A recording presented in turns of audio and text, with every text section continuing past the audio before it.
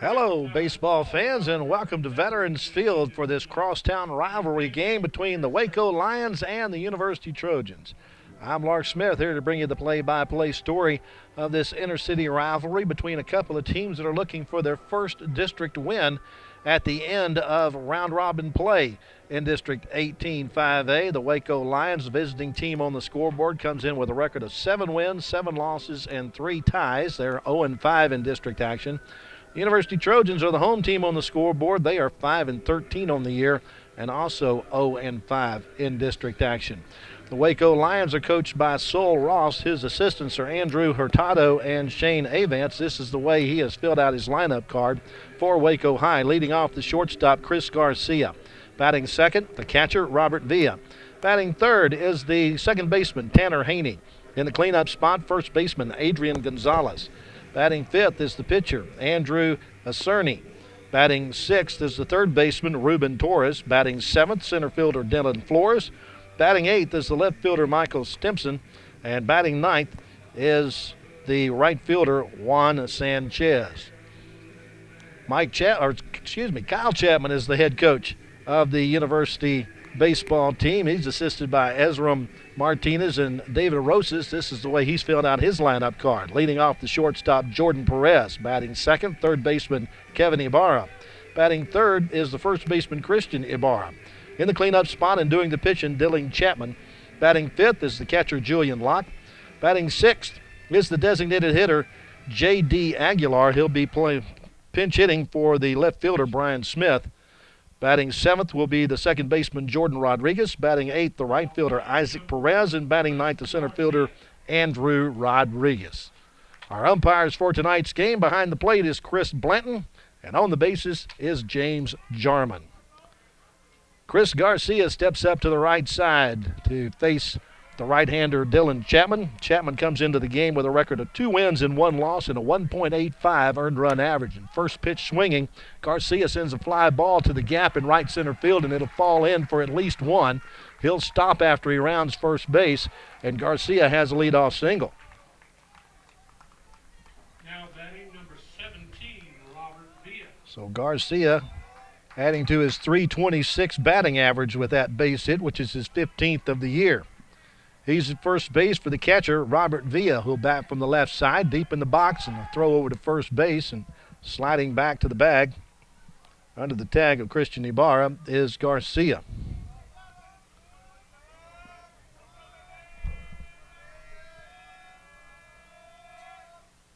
First pitch is on one hop back to the mound. He'll go to the shortstop covering the bag at second. He'll drop the ball, and everybody will be safe. Had a tailor-made double play ball there. But Jordan Perez, in his attempt to hurry the play, ends up dropping the baseball, and Villa will be safe on the fielder's choice, with Garcia moving to second base on the error by the shortstop. So 2 on and nobody out here in the top of the first for Waco High, and Tanner Haney coming to the plate. Hayner will look out to the right-hander Chapman. And the first pitch fastball is a bit low for ball 1. Haney hitting .333 on the year, but has not seen a whole lot of action. Next pitch is swung on, a high fly ball to left field. The left fielder Smith giving chase in the corner, and it'll drop in front of the fence. Runner from second, Garcia will round third and come home. The runner from first goes sliding in at third base, and he'll be safe there. It's an RBI double for Tanner Haney, and Waco High takes the early lead at 1-0. According to the statistics I've been able to pick up from Game Changer for Waco High, that is the first RBI of the year for Tanner Haney.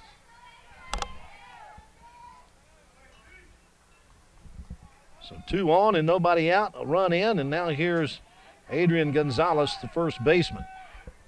He hits the first pitch he sees back up to the middle of the diamond into center field. The runner from third will score. The runner from second will be held with the throw coming all the way to the backstop. The batter runner, Gonzalez, will end up at second base on the throw, so give him a single and an RBI as Villa scores on the play. Haney stops at third base. That brings up Andrew Cerny, the pitcher. So Waco High has struck early and often here against Dylan Chapman, scoring 2 runs on 3 hits and an error. First pitch fastball hits the outside corner for strike 1. Cerny hitting .408 on the year. He's collected 20 hits, which is the second most on the Waco High roster. Breaking ball drops into the zone on the outside third for strike 2. No balls and 2 strikes on Andrew Cerny. He's got 7 doubles and 13 singles in his 20 base hits. Dribbles this one up the third baseline, picked up in fair territory, but a good job by the third baseman Kevin Ibarra to just put that one in his pocket. He had no play at first base on Cerny, so Cerny is aboard on an infield single, which will load the bases. Still nobody out here in the top of the first. Waco High has taken a 2-0 lead. And the 6th batter of the frame steps up in third baseman Ruben Torres. He's hitting .308 on the year for head coach Sol Ross. Corners playing in for University to cut off the run. Curveball's popped up on the infield. That's the infield fly rule. The batter's out for the first out. Jordan Rodriguez makes the catch for that out. So 1 gone. Now here's Dylan Flores, the center fielder. Haney, the runner, at third. Gonzalez at second. Cerny at first. Fastball, that's hit into center field, but right at the center fielder, Rodriguez. He'll make the catch. Tagging at third is Haney. He will come home and slide ahead of the tag. The other 2 runners do not advance on the throw. It's a sacrifice fly off the bat of Dylan Flores that makes it 3-0 in favor of Waco High. Number 19, Michael Stimson. So the 8th batter of the inning will come to the plate, and Michael Stimson. There are 2 out. Chapman checks his runner at second base. First pitch fastball is fouled into the University dugout on the third base side. No balls, 1 strike. A sunny, windy afternoon here at Veterans Field. A game time temperature of 82 degrees. 0-1 curveball is swung and missed. Chapman ahead in the count at no balls and 2 strikes. There's a bit of a breeze blowing in from center field at about 10 to 15 miles per hour. Chapman's 0-2. Another breaking ball is swung and missed for strike 3. But Waco High strikes for 3 runs. They do it on 4 base hits. There was 1 University error, and there was 2 runners left on base. We head to the bottom of the first, and our score is Waco 3 and University coming to bat. Veterans Field has been the baseball home for Waco ISD since the early 70s. I think I had the opportunity to play some of the first baseball games here as a graduate of Richfield High School in '72, and I know that my senior year we played here, so it's been here at least since '72. And I tell you what, this field is in outstanding condition.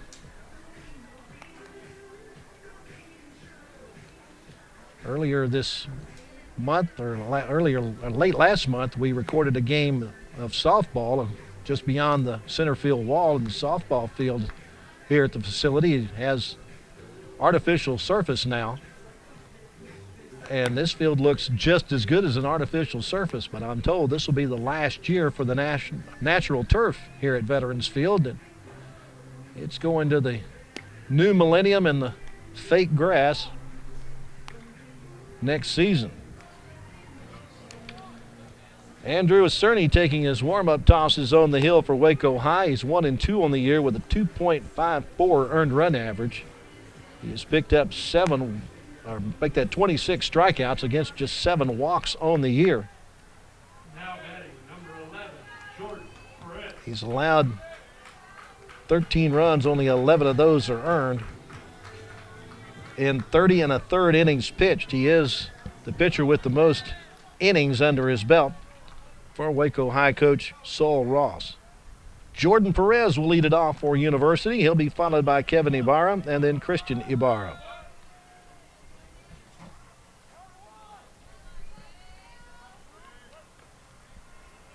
Cerny looks into his catcher Villa. And his first pitch fastball bounces in for ball one. Perez starts the day hitting .339. He's appeared in 18 games this season. Out of his 19 hits, 4 for extra bases. They're all doubles. He's picked up 5 RBI, but has scored 14 runs out of that leadoff spot. Watches this pitch clip the outside corner. Evens things at 1 ball and 1 strike. First time for these two teams to meet in this 2017 season. Pitch is swung on, missed, 1-2. They will meet each other again on April the 28th in the final game of the regular season for both clubs. Cerny's 1-2. Breaking ball is swung on and missed, picked up in the dirt by the catcher Villa. He'll throw to first base to Gonzalez to record the out. And Perez is strikeout victim number 27 of the year for Andrew Cerny. 1 out, and here's Kevin Ibarra. Ibarra, the third baseman for Kyle Chapman's team. Watches a first pitch fastball down low for ball one. He's a .296 hitter. Has collected 16 hits. They're all singles. The 1-0. Misses low and inside. It's 2 balls and no strikes. He's scored 3 times and has 8 RBI to his credit. 5 walks against 7 strikeouts. The 2-0 is off speed and upstairs. Looked like Cerny was just trying to find the strike zone with that pitch.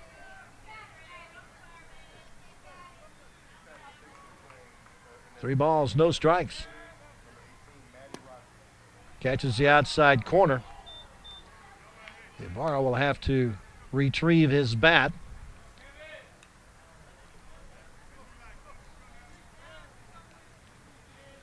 He and the umpire not on the same page as to where that pitch was. Here's the 3-1. That's strike 2.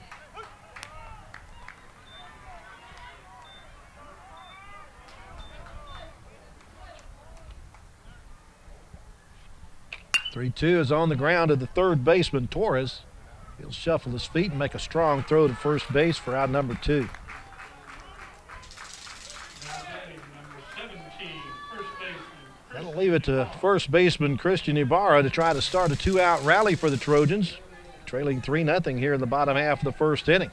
As Waco High jumped out to a quick lead, getting 3 runs on 4 hits in the top half of the frame. Breaking ball misses outside for ball 1. Christian Ibarra has the second best average on the team coming into today's play at .382. The 1-0. That's a little low. 2 balls and no strikes. Out of his 21 hits, 4 of those for extra bases, 2 doubles, 1 triple, and 1 home run. He leads the team in RBIs at 17. He's also scored 10 times this year. Cerny rocks back with his 2-0. It's in the heart of Main Street and taken for strike 1.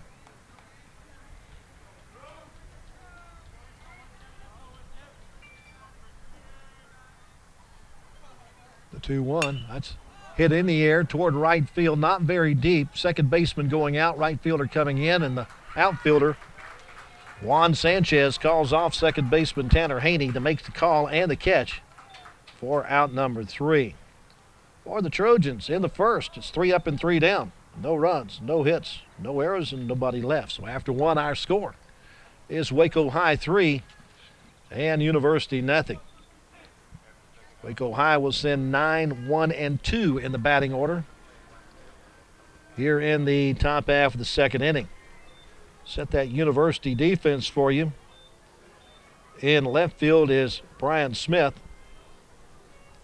Center fielder is Andrew Rodriguez. And Isaac Perez patrols right field. On the infield third to first, you got Kevin Ibarra at third, Jordan Perez at shortstop, Jordan Rodriguez at second base, and Christian Ibarra at first base. Julian Locke doing the catching. And Dylan Chapman out on the mound, getting his warm-up tosses. Chapman came into the season, or into today's game, with a 185 earned run average. His 24 innings pitched are the second most on the team, behind Andrew Rodriguez, who has 30. In those 24 innings, he's allowed 12 runs, but only 6 of those were earned. And the 4 hits that he gave up in the first, he now has given up 22 hits on the year. He'll face the 9-hole hitter Juan Sanchez to start the second. He hits the first pitch to the shortstop. Perez with a throw across to Ibarra. 1 pitch and 1 out here in the top of the second. 6-3 if you're scoring along. And we return to the top of the order for Waco High and Chris Garcia. He singled to start the 3-run uprising for the Lions in the first.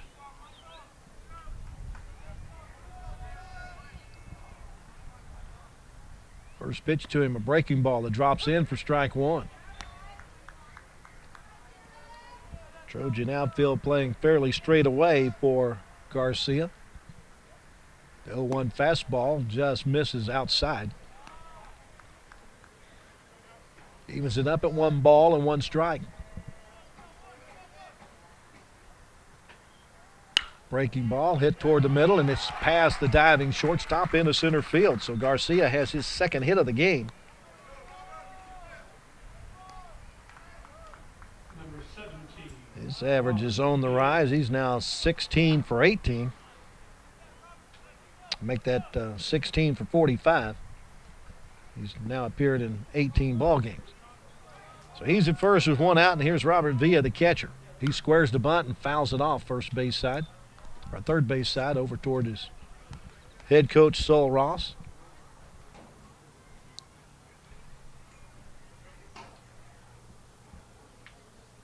Villa hit into a fielder's choice at first time. An error at second base, though, allowed the runner to stay on the base pass. That's a double play ball possibly. Shortstop to second for 1. The relay throw is not in time, according to our field umpire, James Jarman. So it's a fielder's choice again for Villa.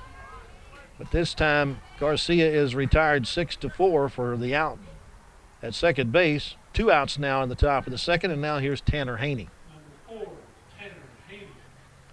Haney doubled and brought home a run his first time up.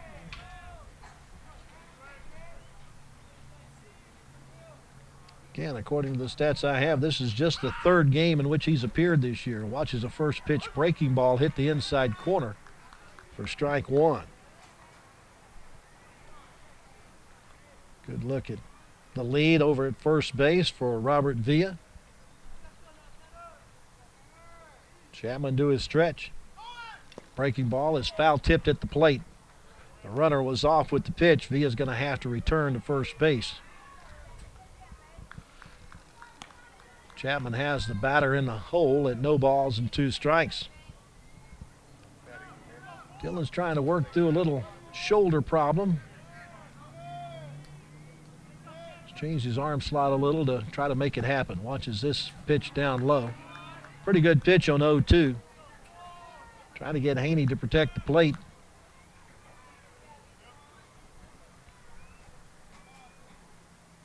One, 2. Fastball on the outside corner and called strike 3. Haney goes down looking. Second strikeout recorded for Dylan Chapman. For Waco High in the second, they get no runs on 1 hit.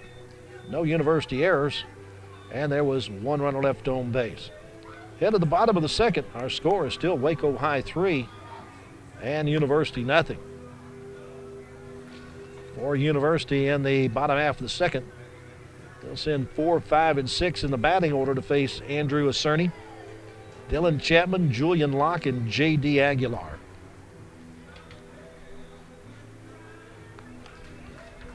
Waco High had 3 ties during their non-district schedule, playing in tournaments, not only a Waco tournament, but also a tournament over in Killeen. Because of tournament schedules, they allow for tie ball games.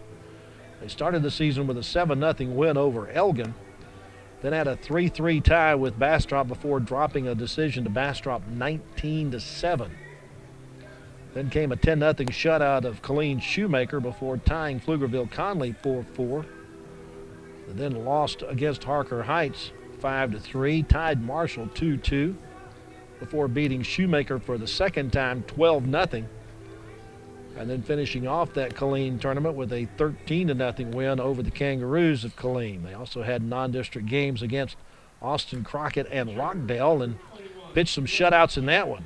Beat Crockett 15-0 and Rockdale 10-0. That was 4 shutouts in a row for the Waco High pitching staff and 6 out of their first 13 games. So they got some pretty good pitching from Cerny and company in the non-district schedule. Here's Dylan Chapman for University, leading off the bottom of the second inning. Slider misses outside for ball one. Chapman comes in with a .473 average. His 26 hits are the most on the team. He's also scored the most runs at 16. Hits this pitch into the dirt at home plate, and it dribbles over to the third base on deck circle. Out of the 26 hits, 4 of them for extra bases, 3 doubles, 1 triple. He's collected 15 RBI, the second most on the squad. Cerny checks his catcher Villa for the sign. 1-1. On the ground, past the diving third baseman and into the left field corner. Chapman rounding first base. He's headed for second, and he will beat the throw. It's a stand-up double for Dylan Chapman to start the University second. 4th double of the year for Chapman. High school rules allows for a pinch runner for Chapman, so it'll be Tim Wilkinson, a member of the very highly successful University basketball team, running for him at second base.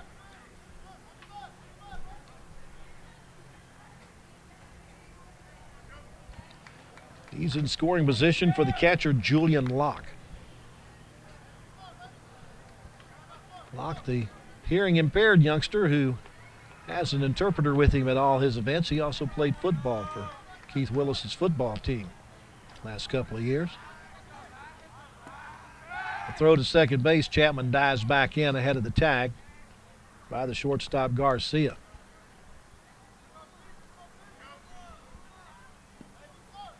Locke hitting .327. He's got 18 hits and includes 4 doubles. Looking for his 6th RBI, fouls this one off. First base side out of play. The outfield for Waco High, you've got Michael Stimson in left field, Dylan Flores in center, and Juan Sanchez in right. They have to kind of gauge that wind that's at their backs and blowing toward home plate. The 0-1, fastball on the outside third at the knees and taken for strike 2. Infield for Waco High, Ruben Torres at third. Chris Garcia, the shortstop. Tanner Hayes at second base. Adrian Gonzalez at first. The 0-2. Breaking ball is swung and missed. Got Locke to chase something out of the zone. Got a little anxious. And the Cerny picks up his second strikeout of the game. Designated hitter number 3, J.D. Aguilar. Here's J.D. Aguilar, the designated hitter. And he hits the first pitch he sees and lines it to the second baseman for out number 2. Just a little humpback liner to Haney at second base. And now it's up to Jordan Rodriguez to make sure that that leadoff double by Chapman doesn't die at second base. That's pinch runner Tim Wilkerson at second base for Chapman. Here's Rodriguez. Watches a first pitch fastball outside for ball 1.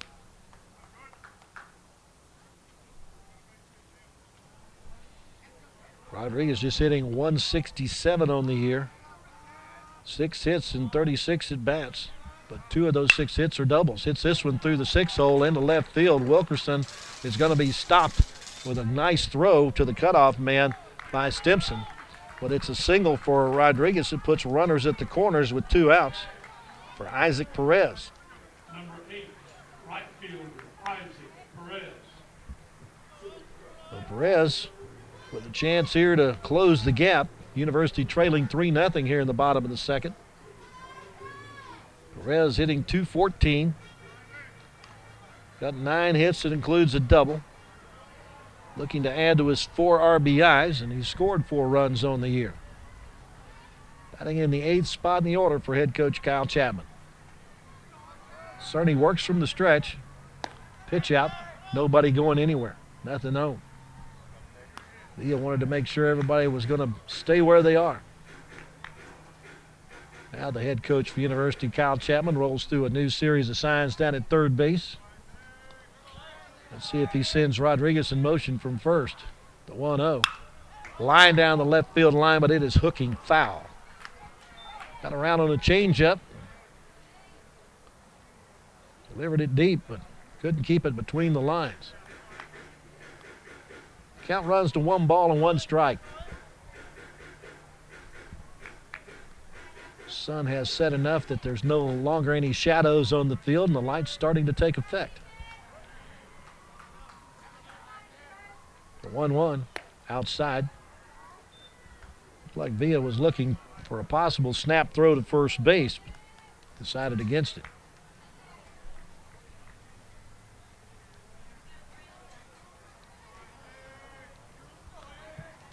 Wilkerson at third and Rodriguez at first with 2 outs. The 2-1 is above the letters. Andrew Rodriguez waits on deck and would like a chance to swing the bat here in the bottom half of the second inning with the bases loaded.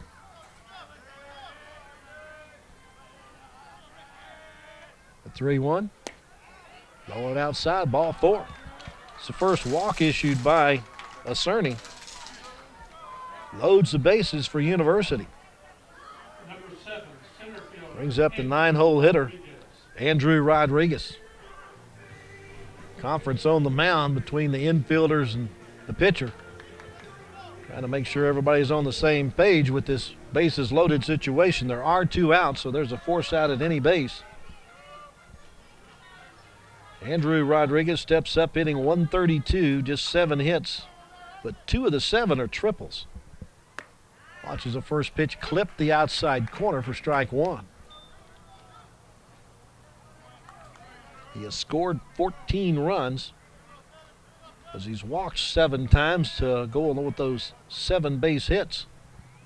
Swings through this one and misses. Behind the count, no balls and 2 strikes. Cerny acts like he's not going to mess around at all with the 9-hole hitter. Going to challenge him and see if he can put the ball in play. The 0-2. Breaking ball stays above the letters.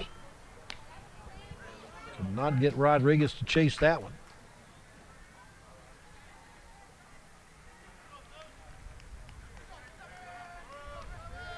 The 1-2 pitch. Outside. 2 balls, 2 strikes. Trojans trying to break onto the scoreboard and erase some of that 3-0 lead for Waco. 2-2 pitch is fouled off. Rodriguez hanging on. Like nothing better but to keep the inning alive and pass the bat back to the top of the order in Jordan Perez. Another 2-2. Foul tipped into the mitt. Strikeout. 3rd strikeout for Andrew Cerny. That ends the University threat. Here in the bottom half of the second inning, they get no runs on 2 hits. No Waco errors, and 3 runners were left on base. We've played 2, and our score is Waco High 3 and University 0. University Trojans started off the season losing 3 games in a row. Dropped an 11-7 decision to Groesbeck. A hard luck 15-14 loss to Ellison, and then dropped a 12-6 decision to Lorena before they finally picked up their first win, a 2-0 shutout over Shoemaker. And then suffered back-to-back losses by 6-5 scores to Elgin and Bastrop before winning back-to-back games over Killeen and Academy. They took Killeen 8-2 and then shut out Academy 12-0. And then had another couple of losses in a row to Killeen, Ellison, and Lorena, 8-3 and 3-0. before winning back-to-back games over Buffalo and Groesbeck, beating Buffalo 5-3 and Groesbeck 8-7. Their final non-district game was an 8-5 loss to Groveton.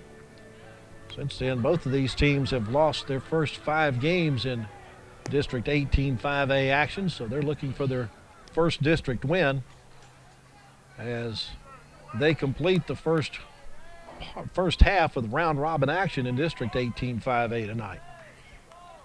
Now batting, first base. Leading off for Waco High here in the third will be first baseman Adrian Gonzalez. He had an RBI single his first time up. Operates from the front part of the box against Dylan Chapman. And Chapman's first pitch fastball is a bit low for ball 1. Chapman through 2 innings has given up 3 runs on 5 hits. Next pitch is in there for strike 1. He's also picked up a couple of strikeouts. 1-1. Breaking ball that's fouled off. Gonzalez not real happy with himself that he left the bat out in the middle of the plate, or maybe that he didn't pull the trigger, because that was a strike on its own merit. The 1-2. Breaking ball that's hammered down the left field side, but hooking foul. Think he was looking for that pitch. That strong breeze from center field has died down some here in the evening hours. Another 1-2. Breaking ball stays inside. 2 balls, 2 strikes. Up the middle of the diamond, that's past the second baseman and into center field. Gonzalez has his second hit of the game. 6th hit of the afternoon for Waco High. They have their leadoff batter aboard, and now here's the pitcher, Andrew Cerny. Number 22, pitcher Andrew Cerny. He singled his first time up, and that loaded up the bases. Watches the first pitch just missed outside for ball 1.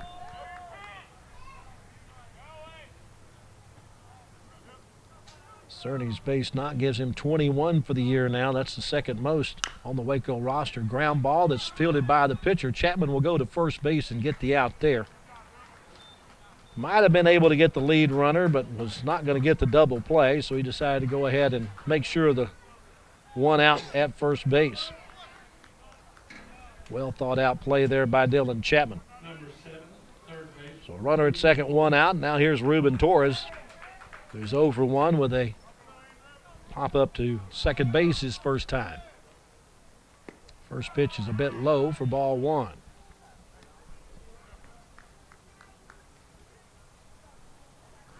Torres now hitting .305 with his 0 for 1 in the contest. Fastball hits the outside corner, evens it up at 1 ball and 1 strike.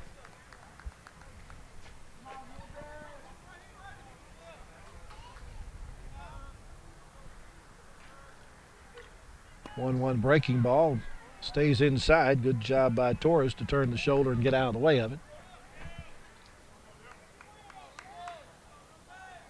Chapman works quickly, the 2-1. Fouled off third base side.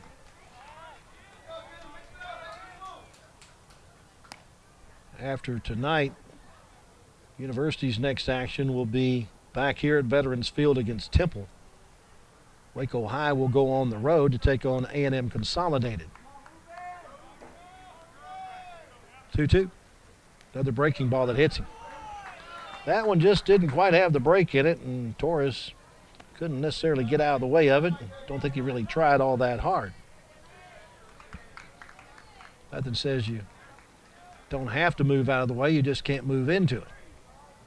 So 2 on, 1 out. Double play in order on the infield, and now here's center fielder Dylan Flores. Picked up an RBI his first time with a sacrifice fly to center field. Hits this one on the ground, third base side. No balls, 1 strike on Flores. Hitting .275 on the year. 14 hits, includes 6 doubles and a triple. He's got 5 RBI. Make that 6 now with the 1 after the sacrifice fly.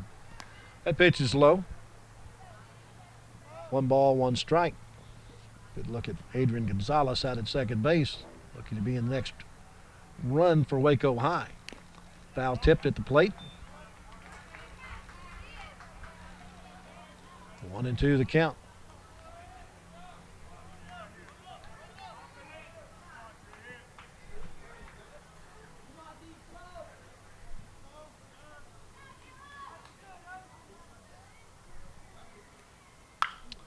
Line shot to the first baseman. He'll step on the bag and get the double play. Nice diving stop there by Christian Ibarra to turn that into a pair and end the Waco High threat here in the top of the third. They get no runs on 1 hit. There's no errors and just 1 runner left on base. We head to the bottom of the third and our score remains Waco High 3 and University nothing.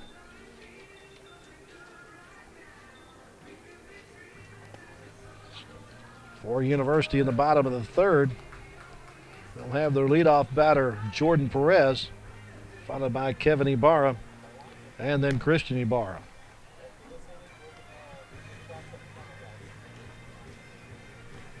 Certainly appreciate all the individuals from Waco ISD TV who have come out here to help us record this game to bring it back to you viewers on Waco ISD TV. This game being recorded on April the 4th, which is a Tuesday here at Veterans Field.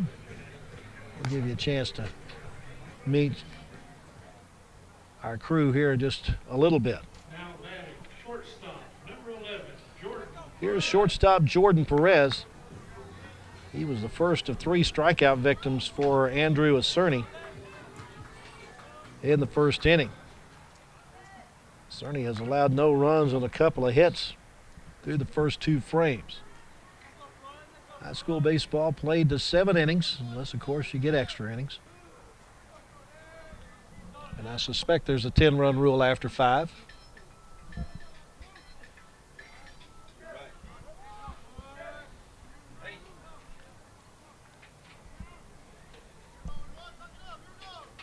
First pitch fastball is swung and missed.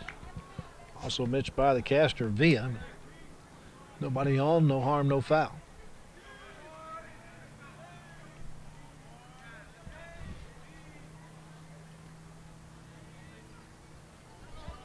Jordan Perez now hitting .335 after his 0 for 1 in this one. Swings and misses this pitch. Just a good country fastball there by Cerny on the inside third. As Perez trailing at no balls and 2 strikes. Breaking ball is up and in.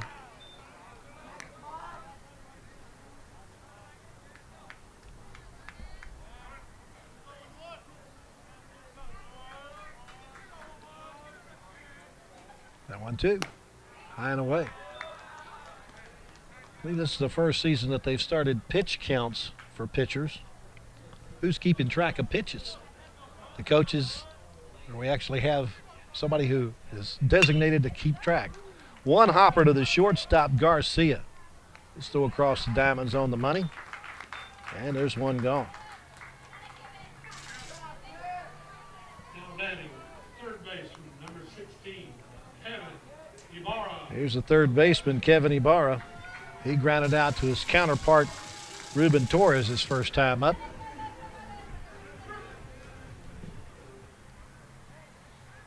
Dropped his average to .293 with that 0 for 1.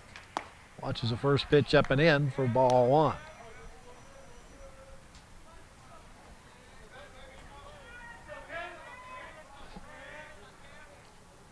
.1-0.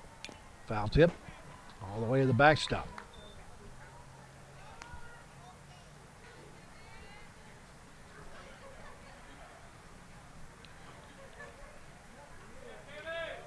Back in the Stone Ages, I used to umpire high school baseball, but they kept changing the rules on me. Next pitch is a high fly ball down the left field line. The left fielder steps and giving chase in the corner, and it's gone. A solo home run for Kevin Ibarra puts University on the board. It's 3-1, still in favor of Waco High. Ibarra wraps his first home run of the year and picks up RBI number 9. scoring for the fourth time. Got that one right down the left field line, just over the 305 mark. And University is on the board. It's 3-1. First baseman, number 17, Christian Ibarra. So here's Christian Ibarra, the first baseman. He flew out to right field his first time up. He does have a home run to his credit. Matter of fact, that home run by Kevin is just the second home run this year by the University Trojans. Little skimmer out to the shortstop, Garcia. He'll pick it up and throw to first base for out number 2. That'll bring Dylan Chapman to the plate. Now batting number 21. He collected the first hit of the day for University with a double to lead off the second inning, but his courtesy runner was left stranded on the base paths after that. First pitch to Chapman. Breaking ball. Hits the outside corner for strike 1. Dillon with that base knock has raised his average up to 476. 0-1 through the wickets of the catcher Villa all the way to the backstop. Evens things at 1 ball and 1 strike. He's now collected 27 hits on the year. A 564 slugging percentage. Fouls this one into the screen behind home plate. Certainly giving on-deck batter Julian Locke a little exercise. Like a catcher needs any more exercise than what he gets. And the 2-1. Breaking ball. Chapman couldn't hold a swing. Strikeout number 4 for Cerny. Ends the University third inning, but not before they come up with 1 run on the big blow by Kevin Ibarra. 1 run on 1 hit, no errors, and nobody left. We have played 3, and our score is Waco High 3 and University 1. That's Ricky Mazza, one of our cameramen from Waco ISD TV. Hello, Ricky. That's Tyrell McSpadden. He is our daredevil up on the dugout on the first base side. Then we got Jesse Maldonado. He's taking care of the camera on the third base side. Hello, Jesse. There's Leslie Ugaldi. She's in the truck along with our producer, director, Jesse Bateo. That is the Waco ISD crew. Certainly appreciate the hard work that those people put in. Getting all this set up and torn down after the game makes it pretty easy for us guys who just sit here and talk.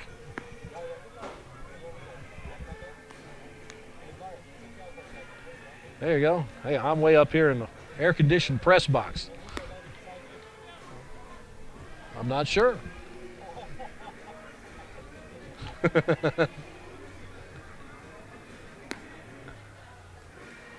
Chapman has completed his warm-up tosses for the top half of the fourth inning. Everybody waves when they're on TV, don't they? 8, 9, and 1 in the Waco High batting order here in the top of the fourth. Michael Stimson, followed by Juan Sanchez, and then Chris Garcia. Stimson, a strikeout victim of Chapman's his first time up.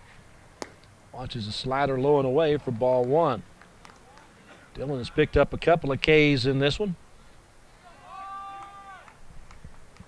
1-0. Fouled off at home plate. Evens it up at 1 ball and 1 strike. Dillon's now picked up 22 strikeouts on the year. Trails Andrew Rodriguez by 4. He's the team leader with 26 strikeouts for the pitching staff. The 1-1. Squares to bunt and butts it off a home plate foul.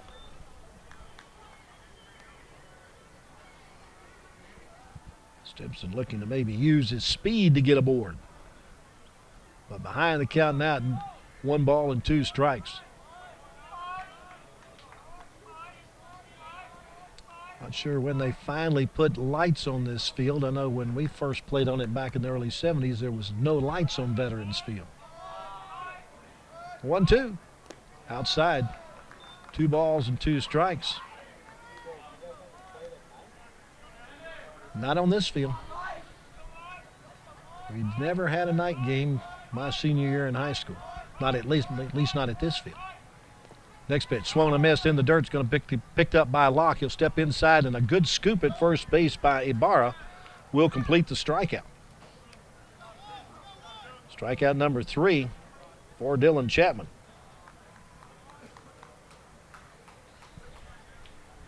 And now here's Juan Sanchez, who grounded out to shortstop his first time up.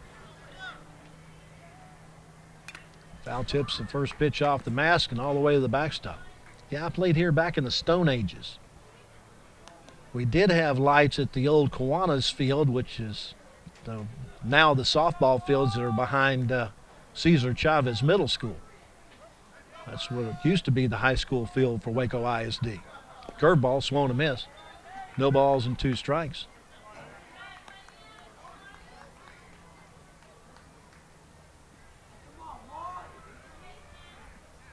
Dylan shakes off a couple of signs, now ready with his 0-2 fastball. It's just above the letters. It's 1 ball and 2 strikes.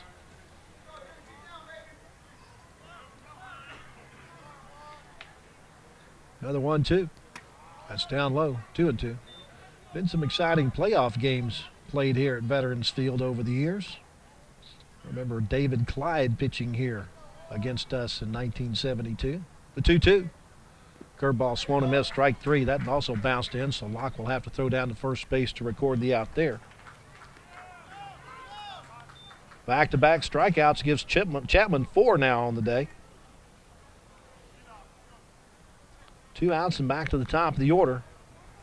And Chris Garcia, he's 2 for 2 with a couple of singles.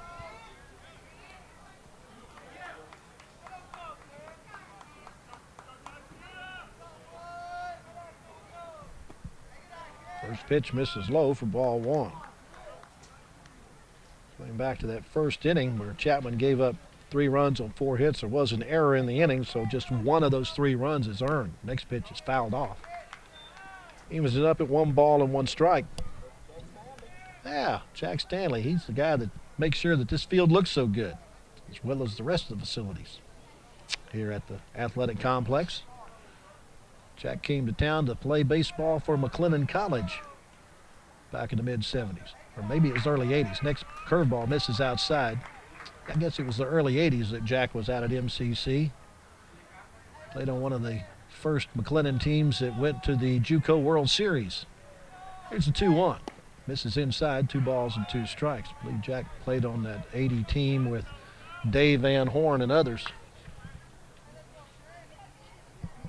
Of course I did. Next pitch missed low. Ball 4. So Garcia is on base for the 3rd time in 3 trips.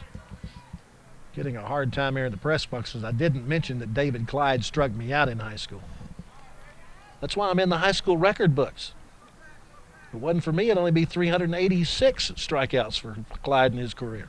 Number 17, Robert Villa. Here's the catcher, Robert Villa.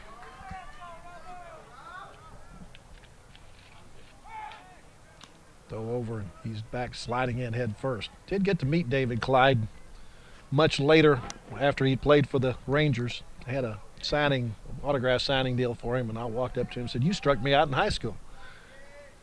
He just looked at me and said, "You and several others." Villa picks up his first hit of the game. He had reached on a couple of fielders' choices. That base knock keeps a 2-out rally alive for Waco High here in the top of the 4th. Runners at first and second for Tanner Haney. Haney's got a RBI double and a strikeout on his ledger in this one so far. Called out on strikes his last time up.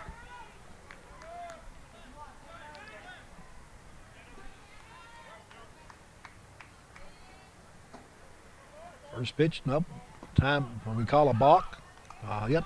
Home plate umpire Chris Blanton has called a balk on Dylan Chapman. Apparently blew through the stop sign at the bottom of the stretch. So the balk moves runners to second and third. James Jarman went out to explain to Dylan Chapman exactly why they called the balk. No pitch. This pitch is swung on. Ground ball 6-hole. The shortstop grabs it and from deep in the hole makes a long throw and overthrows the first baseman. That's going to allow the runner that was at second base to score. Going to give Haney a single and an RBI for bringing home Garcia. But Villa is going to score on the throwing error by the shortstop. Second error in the game for University. And the 2 runs make it 5-0 in favor of Waco High. One of those runs will be earned. So just 2 earned runs so far against Dylan Chapman, but 5 is scored. The first pitch to Adrian Gonzalez is strike 1. I also remember a playoff game here between Richfield and Duncanville, late 70s. Curveballs popped up toward right field. The right fielder, Perez, camping out under it, makes the catch, and that's the 3rd out to retire the side. But Waco High gets 2 more on the board. They get 2 runs on 2 base hits. There was an error and 1 runner left on base. Head to the bottom of the 4th with a new score. It's Waco High 5 and University nothing. Another playoff game that I remember between Richfield and Duncanville featured a future major leaguer by the name of Keith Creel on the mound for Duncanville. Richfield had a pitcher by the name of Mike Fisher, who was a better quarterback than he was a pitcher, at least in the eyes of football players. When I saw Mike, I thought he was a much better baseball player, but he wanted to play football. So he went to SMU and became part of the Pony Express with Dickerson and James in that bunch. For University here in the bottom half of the 4th, they'll send Julian Locke, J.D. Aguilar, and Jordan Rodriguez to the plate. As Andrew Cerny tries to continue his mastery. He's given up 1 run on 3 hits. That 1 run came on the solo home run by Kevin Ibarra in the bottom half of the 3rd. His team got him that run back plus 1 in the 4th. Locke was out on strikes his first time up. Cerny has now picked up 4 Ks on the evening. Right-hander into the windup. Breaking ball in the dirt in the left-handed batter's box. Cerny's 4 strikeouts tonight gives him 30 on the year, and that's the most on the Waco High pitching staff. 1-0. Fastball, it's hit toward right field. Juan Sanchez he's got it and makes the catch for out number 1.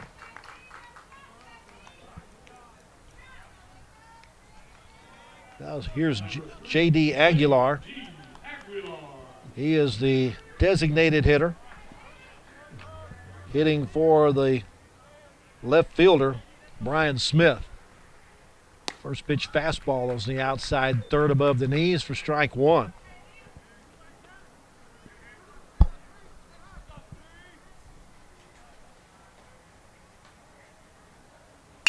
Ground ball toward the shortstop. Garcia picks and throws and has his man by a step.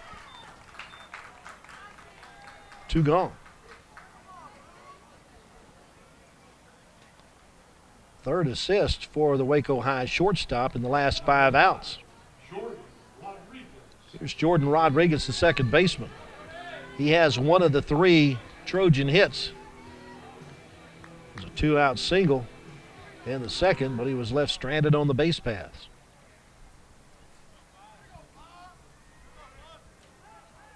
Breaking ball on the outside corner for strike 1.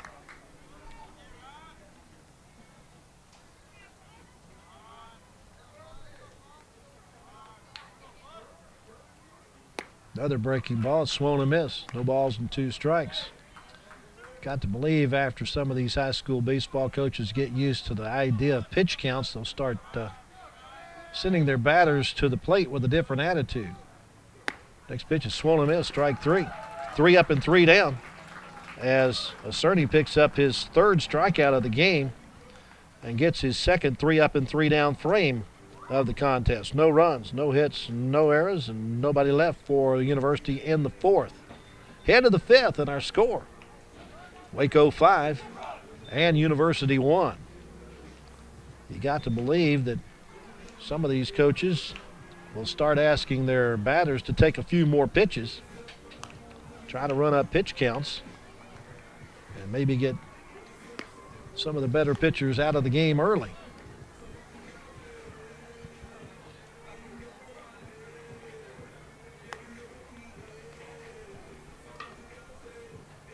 Waco High scored 3 runs in the first and 2 in the fourth for their 5 runs.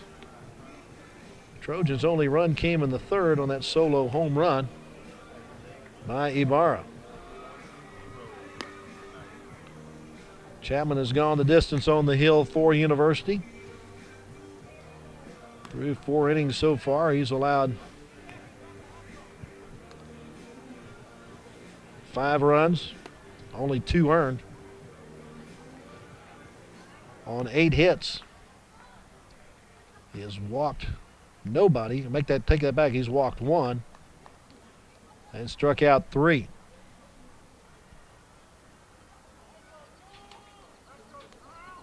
Lions pitcher Andrew Cerny will lead it off. 1 for 2 in the contest. Andrew Cerny. Single his first time up. Hit a comebacker to the mound last time. Checks his swing on a breaking ball that breaks low for ball 1. They appealed to first base, and the first base umpire, James Jarman, said he did go around, so it's strike 1. Here's the 0-1. That's on the outside corner. No balls and 2 strikes. So Cerny quickly behind in the count, nothing in 2.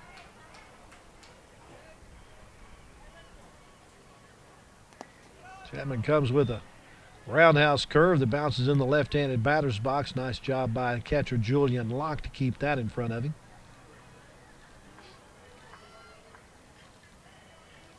One-two pitch, tried to check his swing and couldn't do so. Locke blocks it, throws at first base, and gets to put out 2-3 on the 4th strikeout of the night for Dylan Chapman. Out number 1 here in the top of the 5th. Here's third baseman Ruben Torres. 0 for 1 with a pop up to second base. Last time up he was hit by a pitch, but was erased on a double play flyout. Hits this one up the middle, past the diving shortstop into left center field. And Torres is aboard with a 1-out single. 9th hit allowed by Dylan Chapman tonight. Number 3, Dylan Flores. Brings up center fielder Dylan Flores. Hard luck at the plate tonight. He does have an RBI with a sacrifice fly his first time up. Swings and misses this pitch. Last time up, he lined one that was caught at the shoestrings by first baseman Christian Ibarra, who turned it into a double play. A throw to first base, diving back head first and safely is Ruben Torres.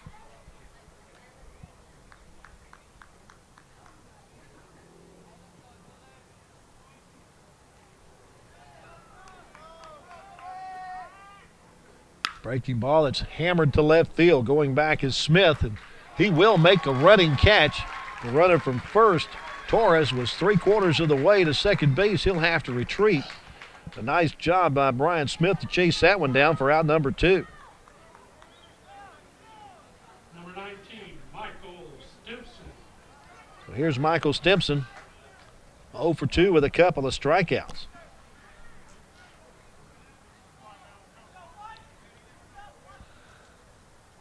Breaking ball, swung and missed for strike 1. I believe Dylan has tossed him a steady diet of breaking pitches.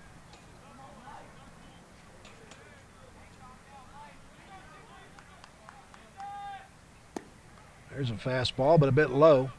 Evens it up at 1 ball and 1 strike.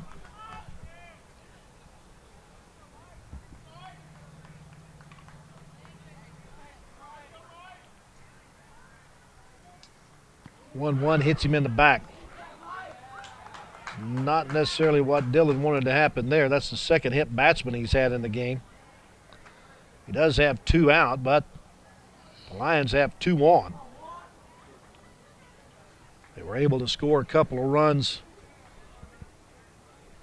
with 2 out their last time up. And now we got a trip out to the mound as the head coach, Kyle Chapman, headed out to the hill. They bring the interpreter for Julian Locke along with them, so their catcher will understand exactly what's going on here. Some of it is probably just finding out, do you still have enough? Is there a reason why you're hitting people? You still feel okay? The shoulder all right? Apparently everything's just fine. So he sends Dad back to the dugout. Number 2, Juan Sanchez. So here's the 9-hole hitter, Juan Sanchez. Grounded out to shortstop his first time and was strikeout victim number 4 for Chapman his last time up. First pitch strike. I think that 5 strikeouts now for Dylan Chapman on the game.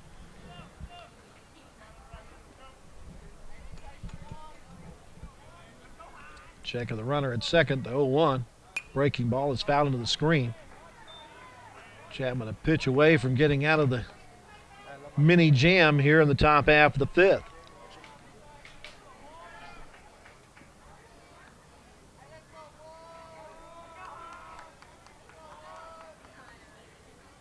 Swung and a miss, strike 3. So 6 strikeouts, 2 in the inning for Chapman. Waco High in the 5th gets no runs on 1 base hit. No Trojan errors, and there was 2 runners left on base.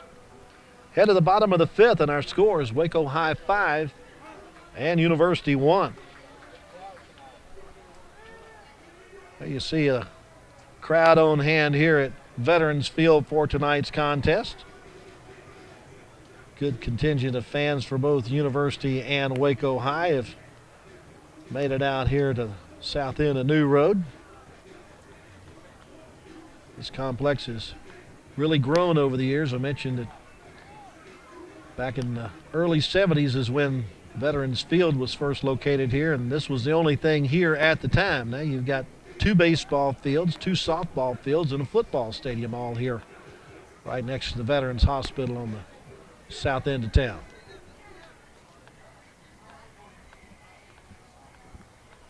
And I got to give a big applause to the grounds crew as how great this field looks for a natural turf field.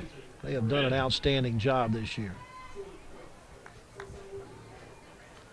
Isaac Perez leads it off for the Trojans here in the bottom half of the 5th, 8-9-1. Facing Andrew Acerny, the starter, still on the hill for Waco High.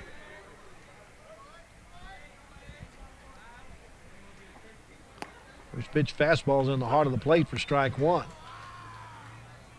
I mentioned the pitch counts. That may also change some strategy for the pitching coaches, as they want those pitchers to throw as many strikes as possible. Next pitch is swung and missed. Perez down the count, no balls and 2 strikes.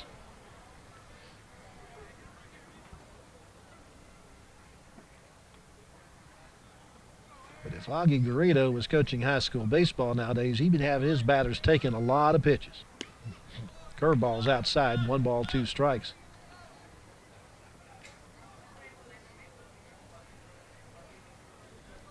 Even at the college level, Augie always tried to keep it simple. Here's the 1-2. Fly ball right side. Right fielder Sanchez looking for it, can't find it. Gets to it on a bounce, and it's going to be a base hit for Isaac Perez to start the University 5th. Number 7, After Andrew Rodriguez. Augie Garrido won game number 1,700 of his career. I asked him about all those baseball games. He said, all we're trying to do is teach him how to bunt and throw strikes. That's pretty simple stuff. Leadoff base runner for the Trojans. For the 9-hole hitter, Andrew Rodriguez. First pitch bounces in and gets past the catcher. And the wild pitch is going to move Perez down to second base. First wild one uncorked by Cerny. He's got a 4-run cushion to work with, though, as he works against the bottom of the batting order. Pitch is outside. Behind the count, 2 balls and no strikes. This is where coaches will start pulling out their hair when pitchers miss the strike zone at the bottom of the order. That one does clip the outside corner. It goes to 2-1 on Rodriguez, a strikeout victim his first time. 2-1 pitch is above the letters. Rodriguez trying to become a second base runner with nobody out in the top of the order coming to the plate for University. Looks like they're going to try to make a comeback here. It's outside, ball 4. Second walk issued by Cerny. But the guys at the bottom have set the table for the guys at the top. Going to get a conference on the mound between the battery and the infield as they talk the situation over with 2 on and nobody out. Maybe reminding each other that the infield fly rule is in effect and that they can get an out at every bag and exactly where they're going to be in a double play situation. Here's Jordan Perez 0 for 2 with a strikeout and a ground out. Batting in that leadoff spot in the order for Kyle Chapman. First pitch is up high for ball 1. Nobody getting loose in the Waco bullpen, so right now it's a Cerny's game. 1-0. That one hits the outside corner. Got it down around the belt. Evens it up at 1 ball, 1 strike.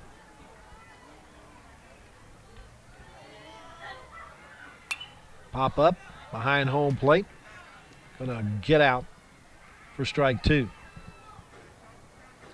He gave it a look, but ran out of room. Runner at second is Isaac Perez. Rodriguez is at first.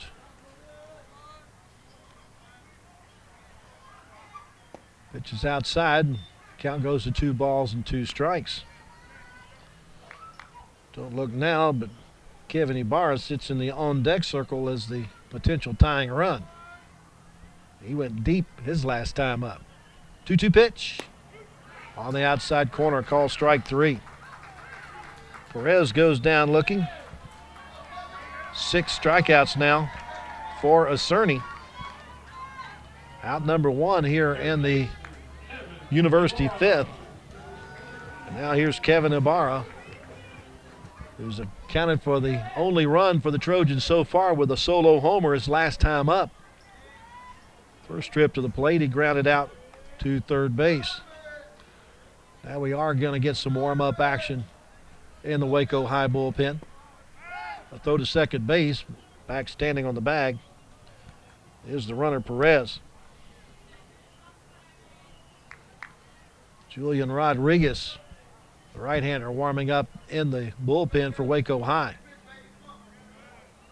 Cerny steps off. Now he wants his catcher, Villa, to come out and talk to him. They want to make sure they're on the same page signal-wise with the runner at second base.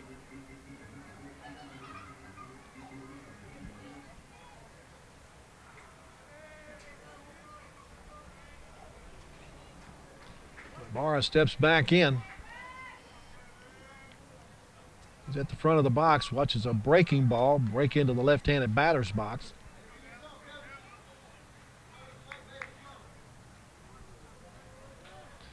Trojans trying to cut into a 5-1 deficit. Fouled off into the screen.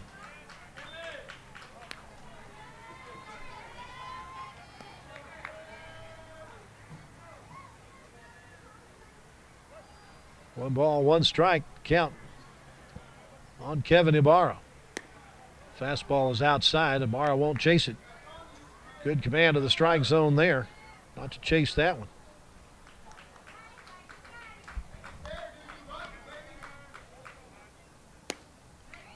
on the outside corner. Moved that one over about a half a baseball to get the call. It goes to 2 balls and 2 strikes. Trojans got their first 2 on, trying to make it count. Breaking balls outside.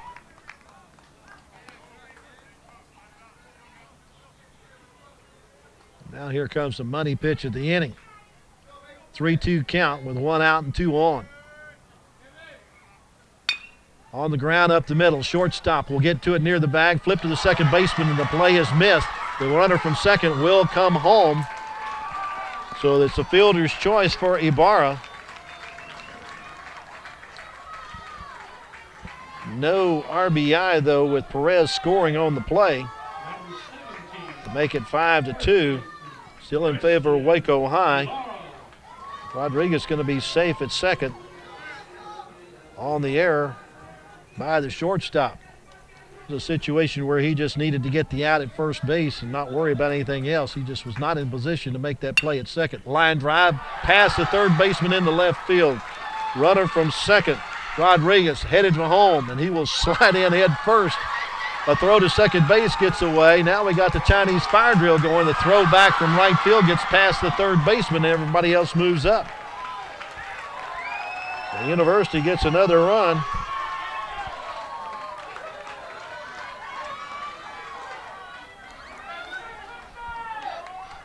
As Ibarra put the ball in play.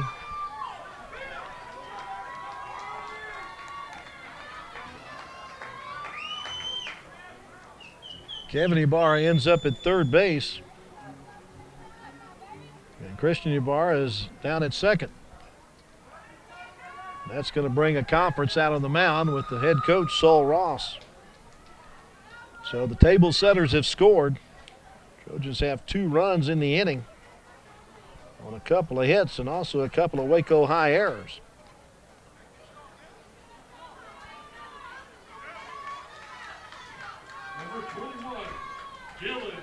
And brings Dylan Chapman up to the plate.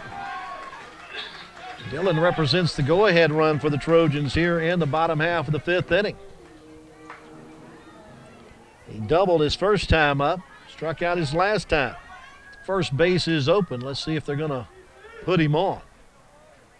Nope, they let him swing, and he drives one to deep center field. The center fielder going back makes the catch. Tagging are both runners. Coming home to score on the sacrifice fly is Kevin Ibarra. The 3 runs in the inning make it a 1-run contest at 5-4, still in favor of Waco High. Give Chapman an RBI.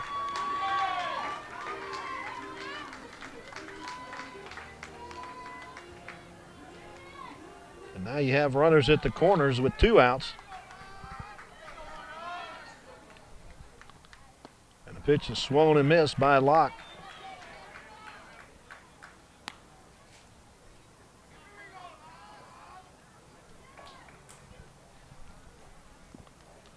Locke 0 for 2 with a ground out.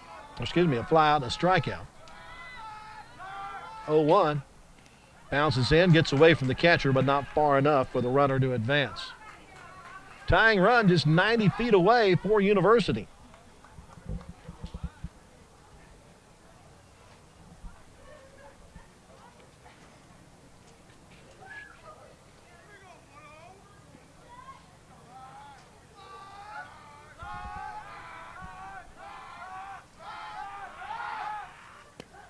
Pitch on the outside corner, 1 ball and 2 strikes.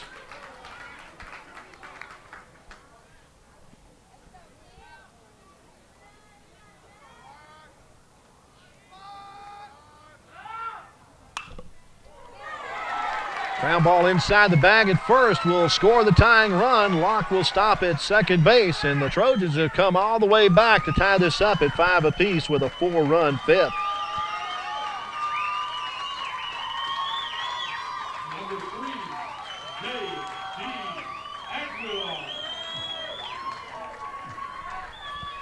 That's going to bring up the 8th batter of the inning, and J.D. Aguilar, courtesy runner for Locke at first base, will be number 2, Austin Chapa.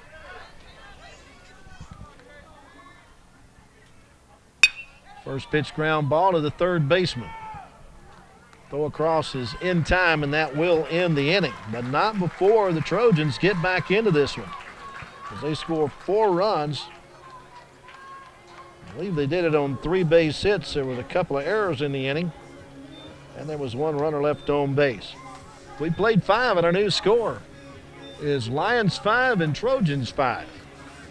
As we head to the final 2 innings scheduled for this contest. The Trojans got back this one in a hurry. So they sent 8 to the plate in the 5th.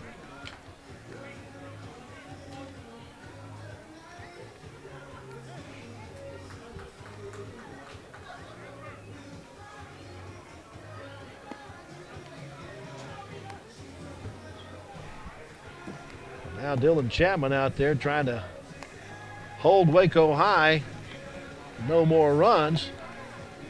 Hopes that his offense can pick up the pace again in the bottom half of the 6th. Here in the Waco High 6th, though, he has to face the top of the batting order.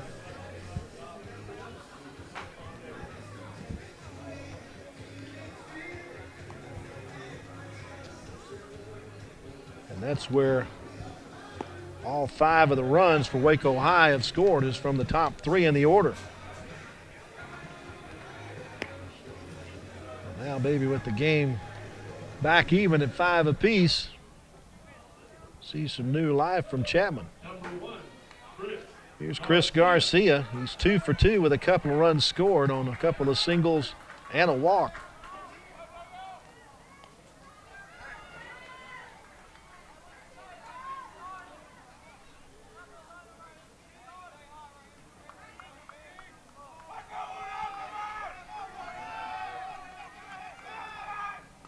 Fastball in the heart of the plate, taken for strike 1.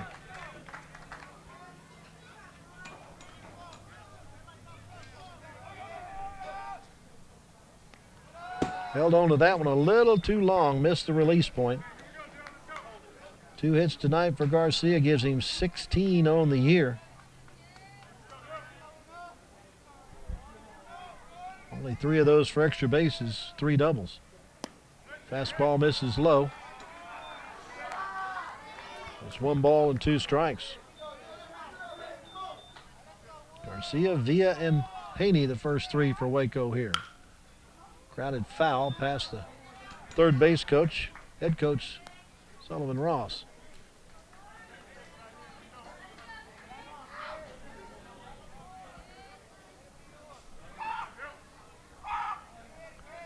Another 2-2 on the ground to the shortstop, Perez.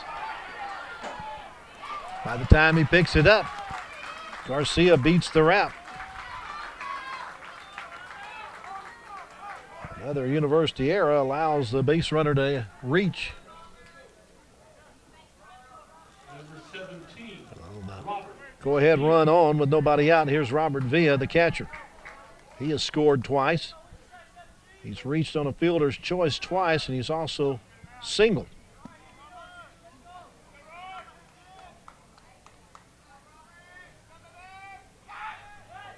Throw to first base, gets past the first baseman.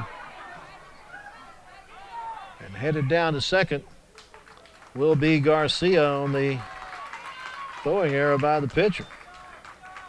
It's one of those bad things about trying pickoff moves. If you're a little bit off with the throw, there's a lot of foul territory here at Veterans Field. It's likely that runner is going to advance. Villa went up the third baseline to talk to his coach, see if he's bunting here. Corner infielder thinks he is. A throw outside. 1 ball, no strikes.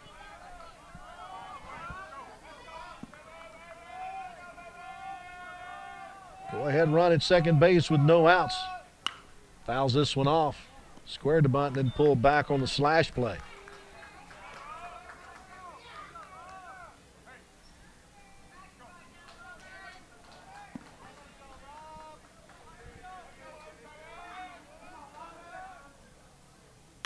Again fouled off. Villa hanging tough at the plate. Want to put something in play and bring that go-ahead run home. Give the lead back to the Lions. Chapman checks second. 1-2 pitch, high and away.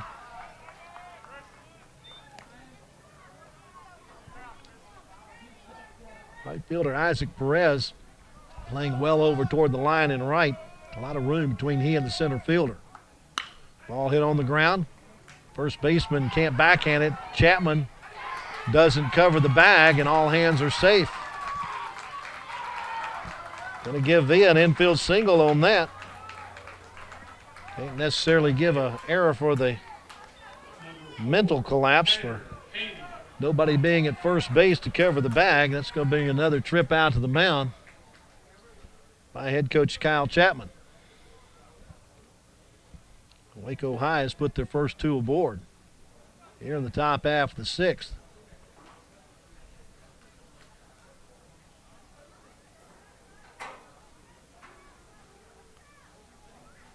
Good look at the interpreter there, helping Julian Locke understand the instructions from the head coach.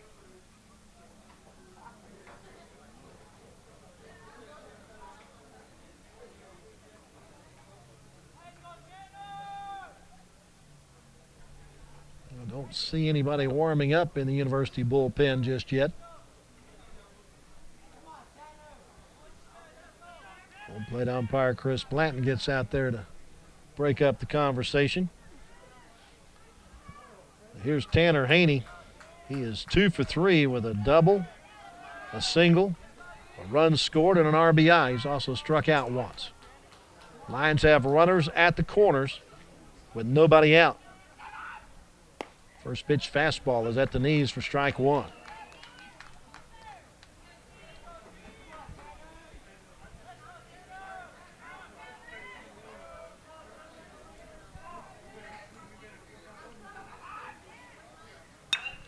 High fly ball to left field.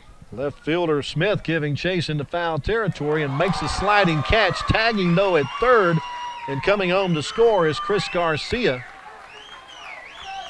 They do record the out, but Waco High gets the go-ahead run on the sacrifice fly off the bat of Tanner Haney as he picks up his second RBI of the game. Number 10, Adrian. Well, that's one of those situations where you don't know if you really want to catch the ball or not. Don't know whether you want to let it drop and give your pitcher another chance to get that batter out some other way other than giving up the run. Nice play by Smith to chase it down and make the out. So one out. There's a runner at first base, and here's the four-hole hitter Adrian Gonzalez. 2 for 3 with a couple of singles. Watches a first pitch fastball in the heart of the plate for strike one. Last time up, he flew out to right field. He has picked up an RBI tonight. On the ground, double play ball to the shortstop. The shuffle to the second for one. The relay throw to first is in time. 6-4-3 double play ends the Waco High sixth, but not before they come up with one run. They do it on one base hit. There was one error and nobody left on base. Head to the bottom of the sixth, and our new score is Waco High 6 and University 5.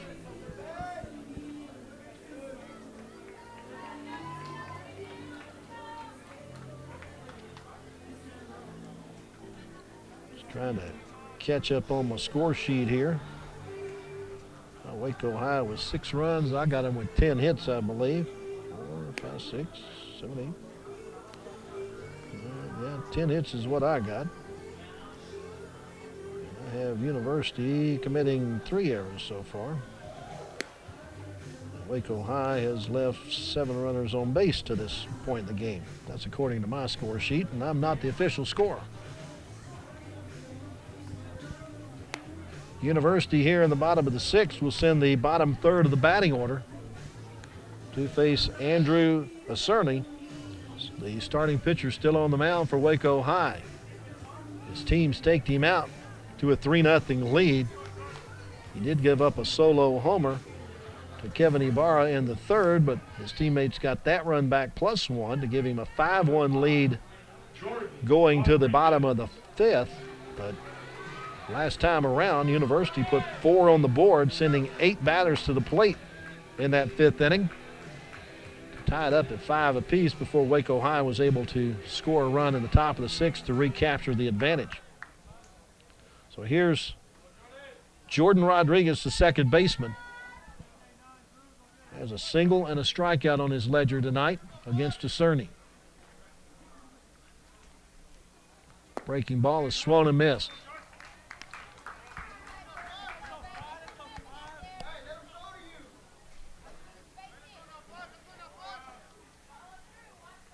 Oh, 1. Another breaking ball. A little bit taken off of that one. He misses it for no balls and 2 strikes. First one came in there about 78. That one came in there about 69. The 0-2, just a bit high. Couldn't get him to chase the one up the ladder. Cerny's picked up 6 strikeouts in the game so far. Looking for number 7 here. 1-2. Breaking ball is swung and missed, strike 3. So 7 strikeouts now for Andrew Cerny. Number 8, Isaac Perez. Gives him 33 on the year. Now here's right fielder Isaac Perez. He singled to start that 4-run uprising for the Trojans in the fifth. Watches the first pitch fastball down low for ball 1. 1 for 1 with a run scored. First time up, he walked but was left stranded at first base. Hits this one toward left field and will drop in front of the left fielder, Stimson. He has his second hit of the ball game. Represents the tying run at first base with 1 out. And now here's the 9-hole hitter, Andrew Rodriguez. He walked and scored his last time up.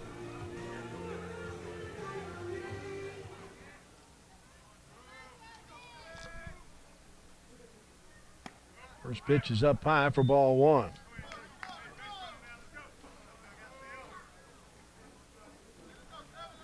Started the day with 7 hits, but 2 of those 7 are triples.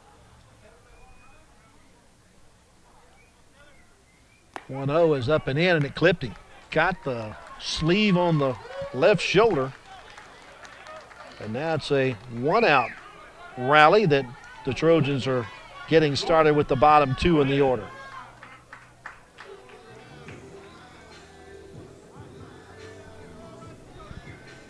That's the first hit batter for Cerny tonight.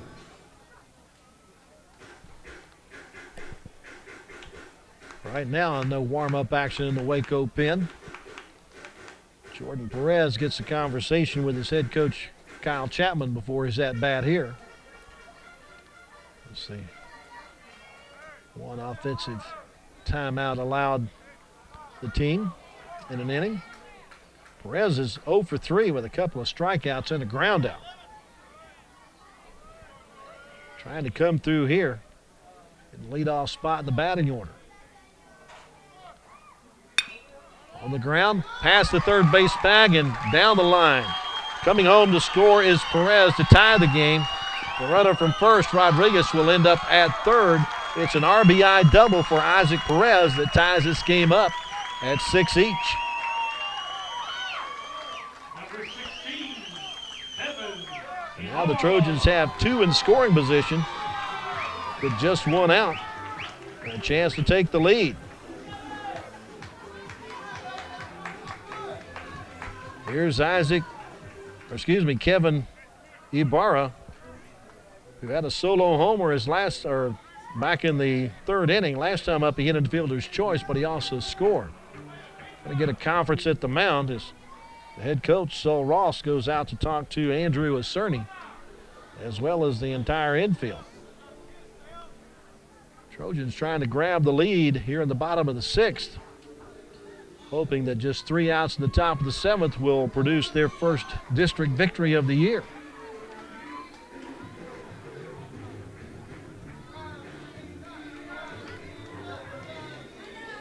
And looks like we're going to get a change. That's going to be it for Cerny. As taking over on the hill for Waco High will be Julian Rodriguez. For Rodriguez, this will be his 6th appearance on the mound. In 14 innings pitched, he's allowed 8 runs. They're all earned on 16 hits. He has walked 3 and struck out 7. An earned run average of 4.00 for the new pitcher, Julian Rodriguez. Now pitching for Waco, He takes over for Andrew Cerny, Rodriguez. who goes 5 1/3 innings. He's given up 6 runs. Oh, let's see, 3, 6, 7, 8 base hits is what I got. Only walked 2 and struck out 7. He also hit a batter and had 1 wild pitch. So he also leaves the game with property on the base paths, with Rodriguez at 3rd and Perez at 2nd.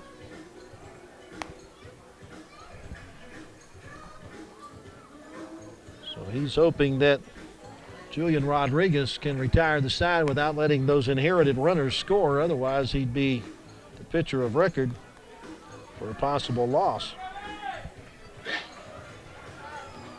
So here's the 2-hole hitter Ibarra to face the new pitcher, Julian Rodriguez.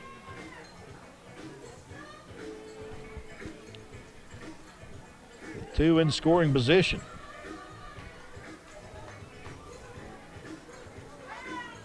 Waco High infield playing in to cut off the run. Ibarra just trying to poke something past the infield to give the Trojans the lead. Out of the stretch, first pitch. Breaking ball that stays upstairs for ball 1. First base is open. If they're thinking of walking Ibarra, then they'd have to face the 3-hole hitter Christian Ibarra with the bases loaded. Pop up foul toward the first base dugout. The first baseman says he has room, and indeed a catch made by Adrian Gonzalez for out number 2. So now that passes the bat to Christian Ibarra. He singled and brought home a run his last time up. 1 for 3 in the game. Put the ball in play the other 2 times with a fly out to right and a ground out to shortstop. Infield moves back now with 2 outs. The first pitch is upstairs for ball 1. Andrew Rodriguez at 3rd presents the go-ahead run for the Trojans. They have never had the lead in this contest. They've tied it twice. Next pitch, swung and missed. Ibarra a little too anxious, trying to put that one in play. 1-1 the count. Big lead at second base for Perez. Fouled into the screen. So Julian Rodriguez a strike away from getting his starter Andrew Cerny off the hook here in the bottom half of the 6th. They're all tied up at 6 apiece. Ibarra trying to keep the inning alive. Let Dylan Chapman come to the plate. He waits on deck. 1-2. Fly ball to center field. The center fielder Flores going back. Has room and will make the catch for the 3rd out to retire the side. For University in the 6th, they come up with 1 run. They do it on 2 base hits. No Waco errors, and 2 runners were left on base. We head to the 7th, and we're all tied up. It's Waco High 6 and University 6. Waco High had control of this one early, but it's been in the last couple of innings that University has come fighting back. Absolutely. Well, we can get extra innings, absolutely. This isn't a tournament game. This is regular season, so we will go extra innings if necessary.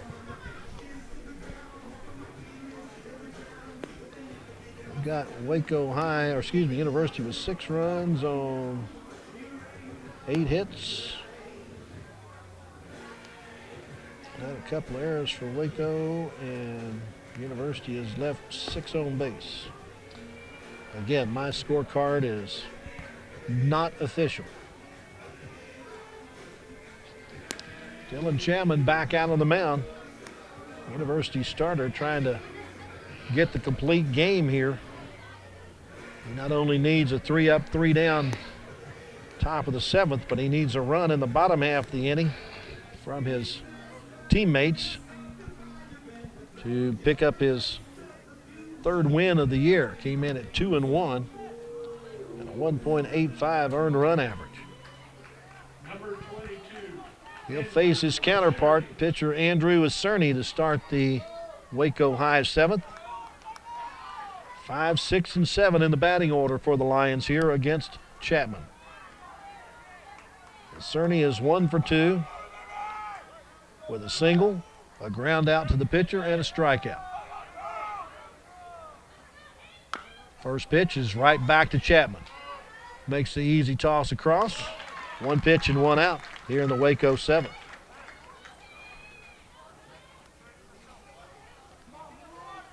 Now 3rd baseman Ruben Torres steps up to the right side.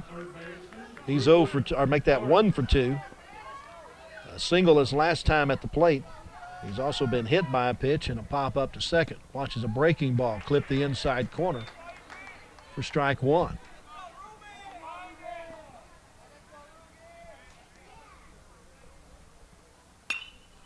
Off the end of the bat, backhanded by the first baseman. And Ibarra will outrun the batter runner to the bag for out number 2. Nice play by Christian Ibarra at first base for the backhand pickup. Playing well off the line. The right-handed batter at the plate. So 2 up and 2 down here in the Waco 7th. Now here's Dylan Flores, the center fielder. He's 0 for 2, but has an RBI in the game with a sacrifice fly back in the 1st. And that may be it for Kyle Chapman. Nope. Just an attaboy by the coach to go out there and make sure he gets that final out.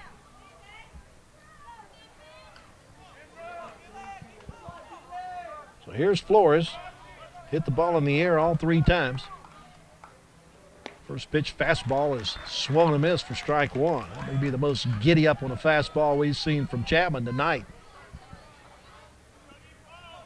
Second time Flores came to the plate, he lined out to a double play at first base. Pops this one up behind the bag at first base. Could be trouble. Coming in and not able to make the catch is the right fielder, Perez. A good throw to second base, though, will hold him to a single. Boy, that was in that Bermuda Triangle behind first base, and it's tough for the first baseman, second baseman, and right fielder to get to. So Flores keeps the inning alive. Now batting, number 5. It's a 10th base hit. David. Make that 11th base hit off of Chapman for Waco High.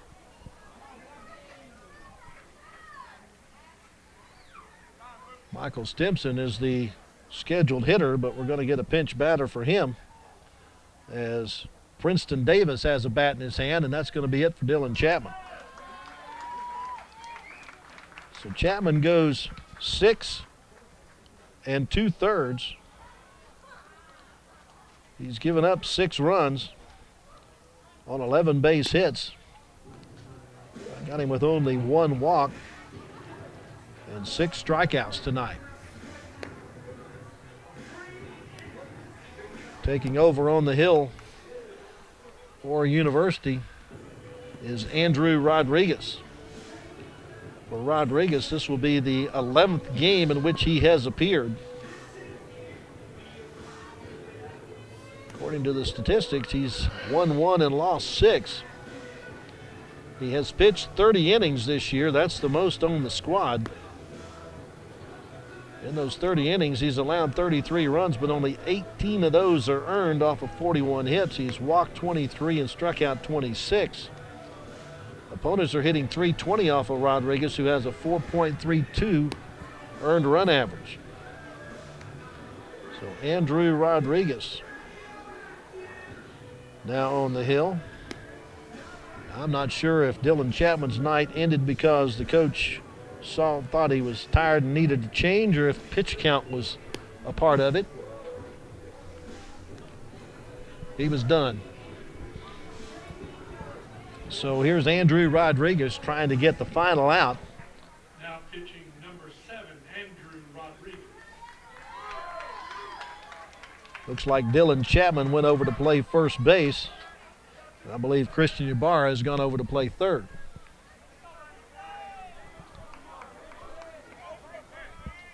And we got the pinch hitter, Preston Davis, at the plate. Watches a first pitch fastball for strike one. For Princeton Davis, a .304 hitter. Out of his 7 hits this year, a couple of doubles. Watches this pitch low and away. 1 ball, 1 strike. Davis batting in the 8th spot for Michael Stimpson, who went 0 for 2 with a couple of strikeouts. He was also hit by a pitch. 1-1. Swung and missed. Little tardy on the fastball.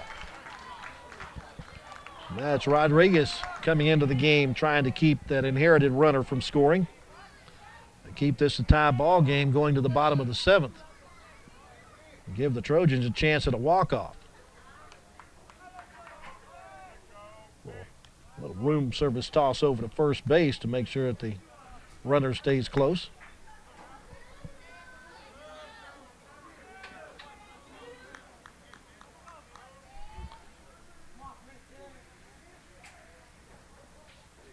One, two. Swung and missed, strike 3. He picks up the strikeout and ends the threat. In the 7th, Waco High gets no runs on 1 hit. No Trojan errors and 1 man left on base. Head to the bottom of the 7th with our score. Waco High 6 and University 6.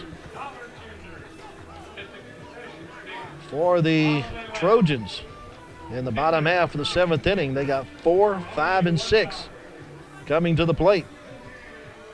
And they're going to be facing the second pitcher of the night for Waco High, Julian Rodriguez, who got the last 2 outs in the 6th after taking over for Andrew Acerny.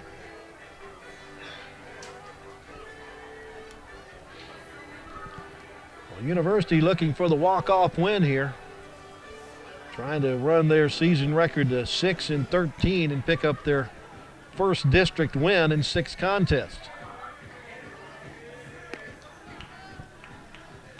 The standings going into tonight in District 18-5A had College Station on top at 6-0, followed by the Bryan Vikings at 4-1. Temple and Rudder are at 3-2. A&M Consolidated at 2-3. And then Waco and University both at 0-5. So here's Chapman, who's 1 for 2 with a double, a strikeout, and picked up an RBI his last time up with a sacrifice fly. That sac fly tied the game at 5 apiece in the 5th inning. And each team scored a run in the 6th. First pitch to Chapman. Swung and missed, strike 1. Just a little out in front of that fastball. Dillon starts the night the leading hitter for the Trojans at .473. Hits this curveball on a line to a diving shortstop who holds on to it. Chris Garcia comes up with a outstanding play there to rob Dillon of a possible double. Well, there's out number 1 here in the 7th. Now here's the catcher, Julian Locke. Singled and picked up an RBI his last time to the plate. Otherwise, he's 1 for 3 and he swings and misses the first pitch. Teams fighting tooth and nail for their first district win of the year. Fastball is upstairs, 1 ball, 1 strike. Waco outfield playing him straight away and fairly deep, especially in center field for Flores. The 1-1. Fly ball foul, first base side out of play.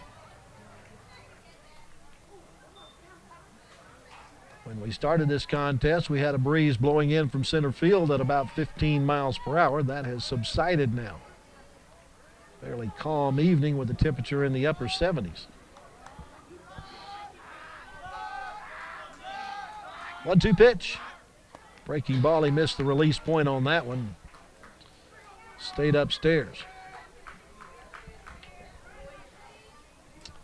2 balls, 2 strikes with 1 out here in the bottom of the 7th, which could be the last inning if the Trojans can put a run on the board. Again, misses high, 3-2. Lark needs to make sure it's in the strike zone. Same goes for Rodriguez. He doesn't necessarily want to put the potential game winner on with a walk. The payoff, high and inside, ball 4. So Lark gets the base on balls. Just the 3rd walk issued by Waco High pitching, first by Rodriguez. And brings up the designated hitter, J.D. Aguilar. 0 for 3.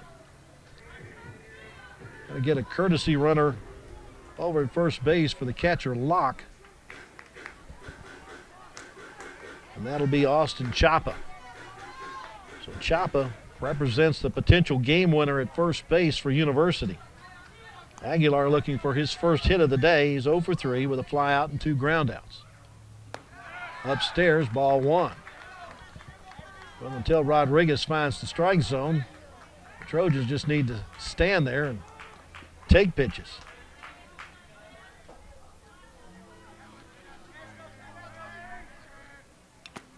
Foul tip. Probably swung at ball 2.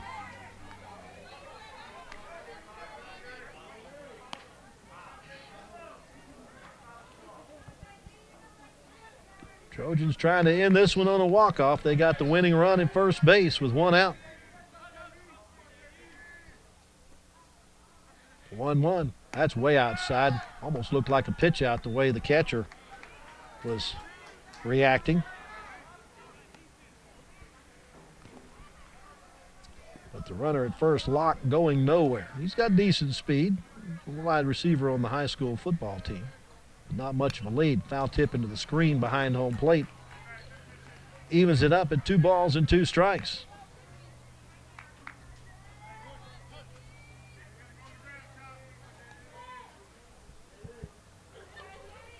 Jordan Rodriguez rates on deck for University.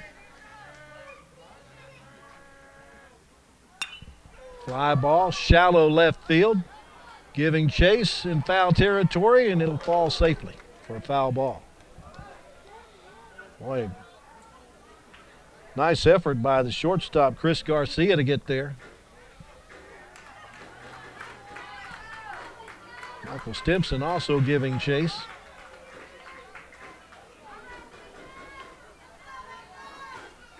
Aguilar hanging tough. Home plate umpire Chris Blanton waiting for everybody to get back to their positions and make sure they're all okay after that dive in the foul territory up the left field side.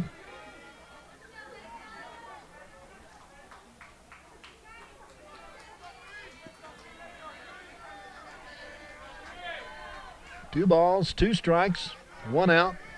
Potential winning run at first. Pitch is swung and missed for strike 3. First strikeout recorded by Julian Rodriguez, and the 8th strikeout for Waco High pitching. So that brings up the second baseman, Jordan Rodriguez, who is 1 for 3. Struck out his last 2 times to the plate, but he singled back in the 2nd inning. Breaking balls outside for ball 1.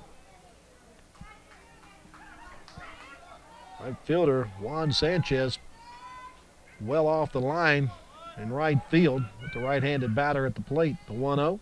Swung and miss. 1 ball, 1 strike. And swung at something out of the zone. A little too anxious to put the ball in play.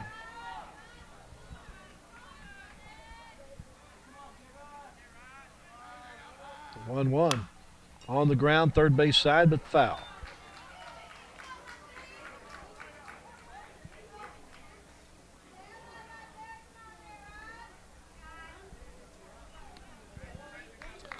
Julian Rodriguez on the hill, a strike away from making sure that that one-out walk doesn't come back to haunt him.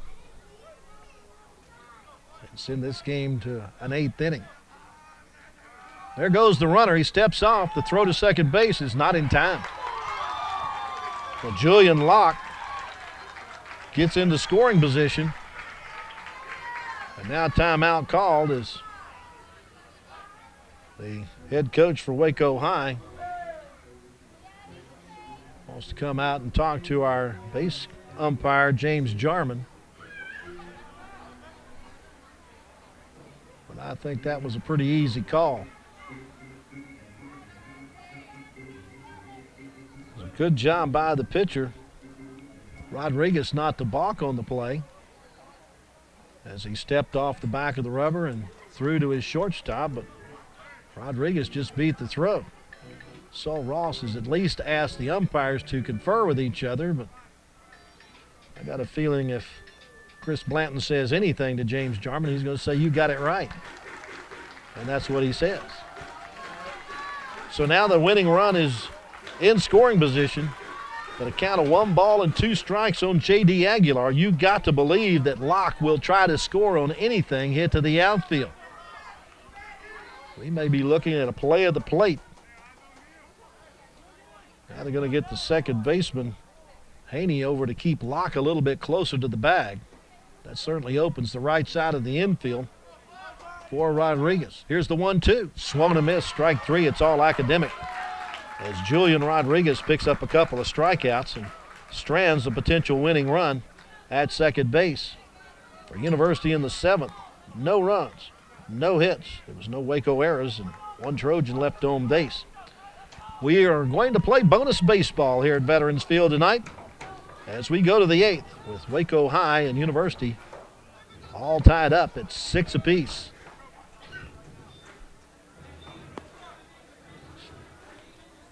Waco High, I believe, has out-hit University 11-8, but the run column is what counts.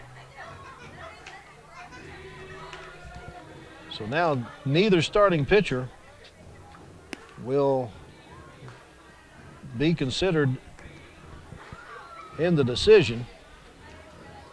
Starting pitcher for University, Dylan Chapman, went 6 2/3 innings and gave up 6 runs on 11 hits, and also picked up 6 strikeouts. Waco High starter Andrew Cerny went 5 1/3. He gave up 6 runs on 8 hits, and he struck out 7. So for Waco High here in the top of the 8th, Number 13, Julian Rodriguez. we're going to get Julian Rodriguez hitting in the 9 spot.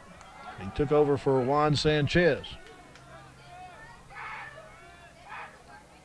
He hits the first pitch foul, slicing down the right field side.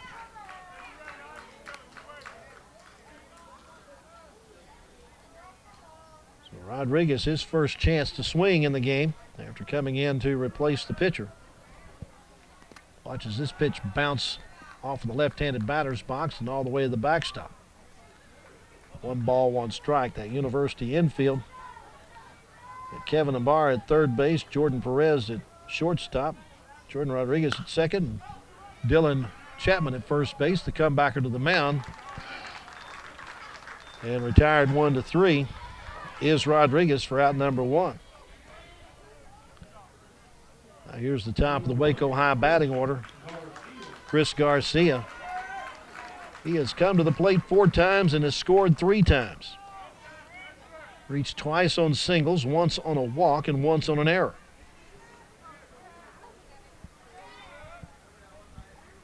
First pitch fastball bounces in for ball 1.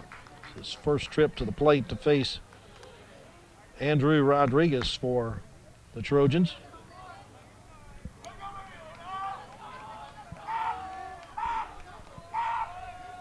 The 1-0. Called a strike.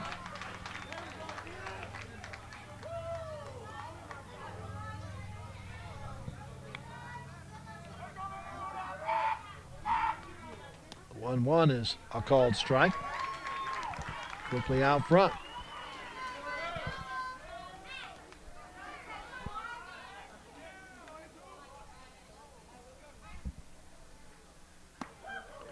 Breaking ball hits him. Catches just enough of him. And now Waco High has the go-ahead run on board with one out here in the 8th. First hit batsman for Rodriguez and the third for Trojan pitching.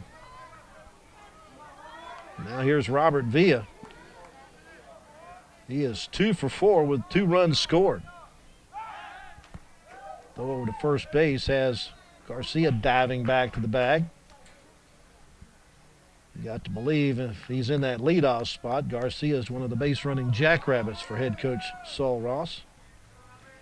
Might be trying to get into scoring position.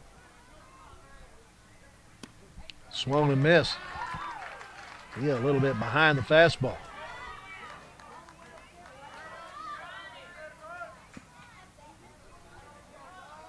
Straightaway stance in the left-handed batter's box for Villa. Another throw to first base. Good job by Chapman to keep that one from going past him.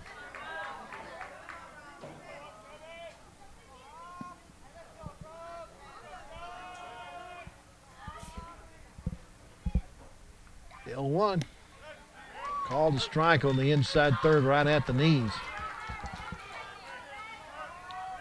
Rodriguez ahead in the count at no balls and 2 strikes. Tanner Haney waits on deck for Waco High. There you see the lead for the runner at first base, Garcia. Fouled off third base side. That one's headed out on a new road.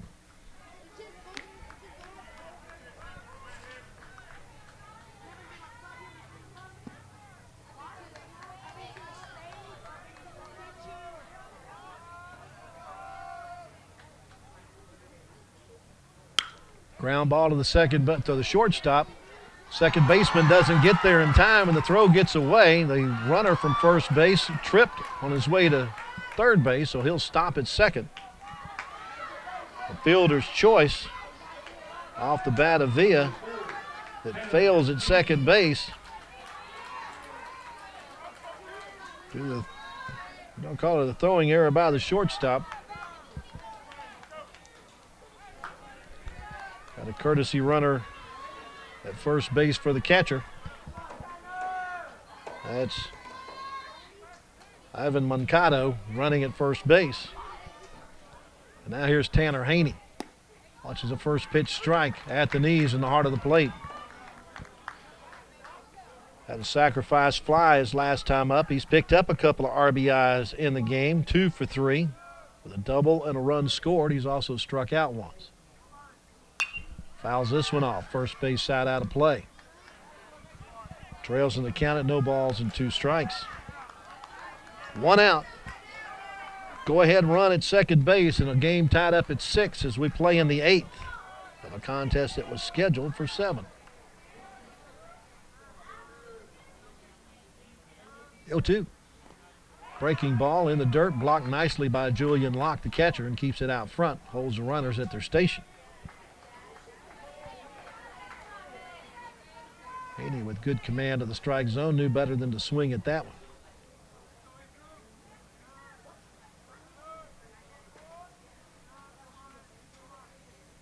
Another fastball that's low and inside that Haney lays off of. After a comebacker, Garcia was hit by a pitch and Villa reached on a fielder's choice where Garcia was not retired at second base on a throwing error. Here's the 2-2. Breaking ball that misses outside.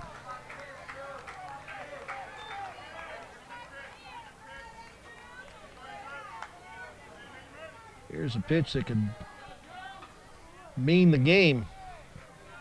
3-2 to the 3-hole hitter for Waco High with the go-ahead run in scoring position. The payoff. Fly ball to deep center field. Going back is Rodriguez. He will have the catch, tagging at second, and heading for third is Garcia. He'll be there safely, but there are 2 outs now. It's going to take a 2-out base knock to give Waco High the go-ahead run. Trailing runner at first. Moncada stayed put.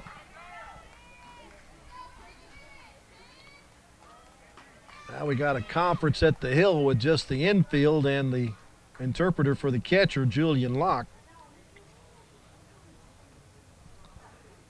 As the Trojans want to all be on the same page, especially if Waco High attempts a double steal here with 2 outs. But you got the 4-hole hitter, Adrian Gonzalez, at the plate. 2 for 4 on the night. He grounded into a 6-4-3 double play his last time up, but he has put the ball in play every time with a couple of singles and a fly out to right field.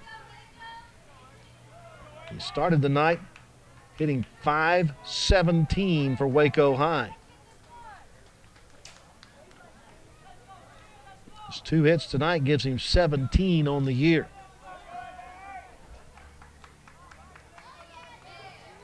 Hits the first pitch up the middle of the diamond, but it's stopped by the pitcher, and he'll throw to first base in time and get the out. Nice reaction there by Andrew Rodriguez to keep that one from getting up the middle of the diamond.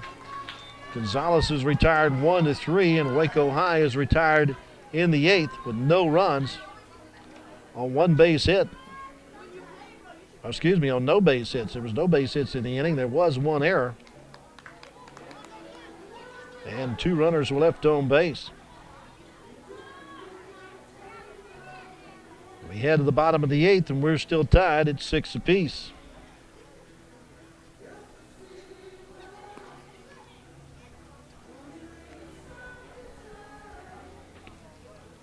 The Trojans one more time gets a chance to walk it off.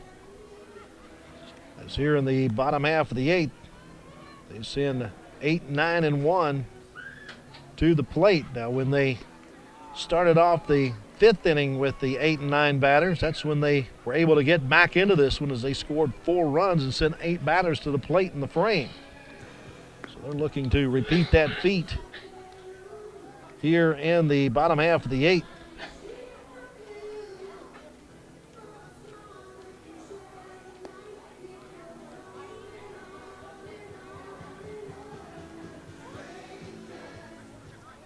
Now batting, right fielder, Isaac Perez. So Isaac Perez will lead it off for the Trojans here in the bottom half of the 8th inning, in a game tied at 6 apiece. He has done the job in that 8th spot, as he is 2 for 2 with a walk, 2 singles, and 2 runs scored. He's looking to be the potential game-winning run. He watches the first pitch up and in for ball 1. Again, both of these teams looking for their first win in district play this year. They start the day 0-5 in district.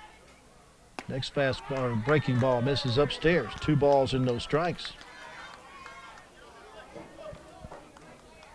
Just 3 walks issued by Waco High pitching so far, and one of those by Rodriguez, the second pitcher of the night. The 2-0. That stays above the letters. Pretty sure Perez does not have the green light here.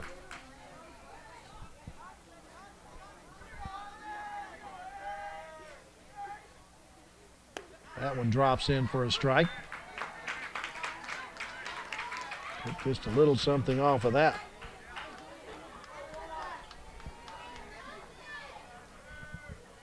Perez steps back in, faces the 3-1. Breaking ball up and in. I think it clipped him on the way by. At any rate, he's at first base, representing the winning run. Here's the center fielder, Andrew Rodriguez. 0 for 1 officially, but he's been on base 2 out of the 3 times with a walk and a hit batsman, and he scored once.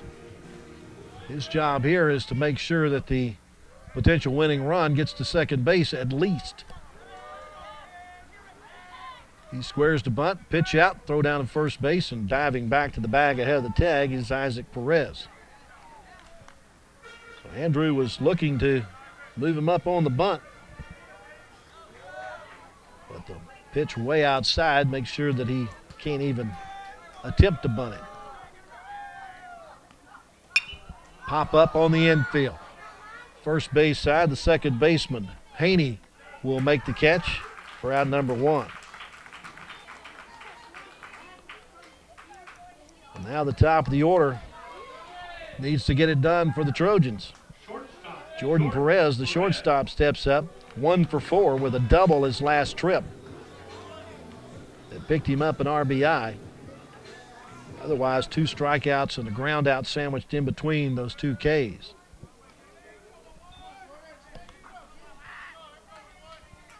First pitch to him is swung and a miss for strike 1. This will be his first trip to the plate to face Julian Rodriguez. 9th batter for Rodriguez to face since coming in for the starter, Andrew Acerny, with 1 out in the 6th. Next pitch is swung and missed.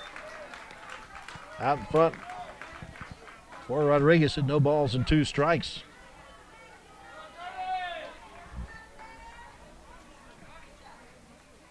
Not a big lead at all for Perez at first base. Pitch bounces in, gets away from the catcher, but not so far that the runner can advance.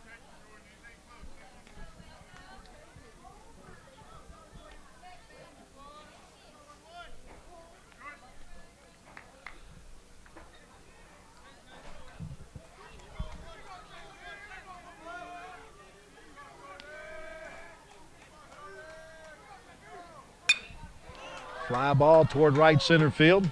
Center fielder Flores ranges it over and will make the catch. And there's 2 gone. So here's Kevin Ibarra. He started the University scoring with a solo home run back in the 3rd, his first round tripper of the year, and only the 2nd home run for the University team, according to the statistics I've been able to pick up. Many thanks to Dustin Chapman for providing us with the stats. Pitch is up high for ball 1. Ibarra's home run is only hit today, but he has scored twice, as he also has reached on the fielder's choice, but has put the ball in play every time. Also has a ground out and a fly out on his ledger. 1-0. Line drive, second baseman. Haney cradles it in. So Haney makes a nice play to end the Trojan threat in the 8th. As University gets no runs, so no hits, there was no errors, and 1 man left on base. We've completed 8 innings, and our score remains Waco High 6 and University 6. Sound like a good idea, 9th inning stretch. Got anybody joining in? I don't think so.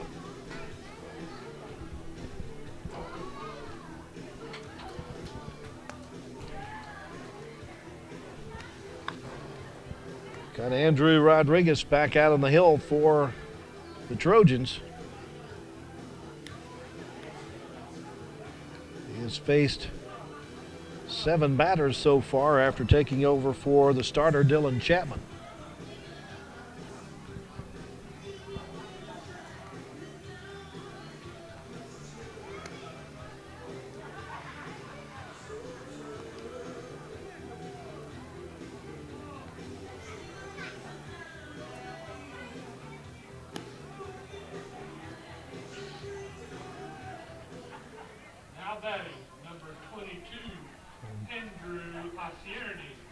Andrew Acerny leads it off for Waco High here in the 9th. 1 for 4 with a single back in the 3-run first for Waco High. Since then, a couple of comebackers to the mound and a strikeout.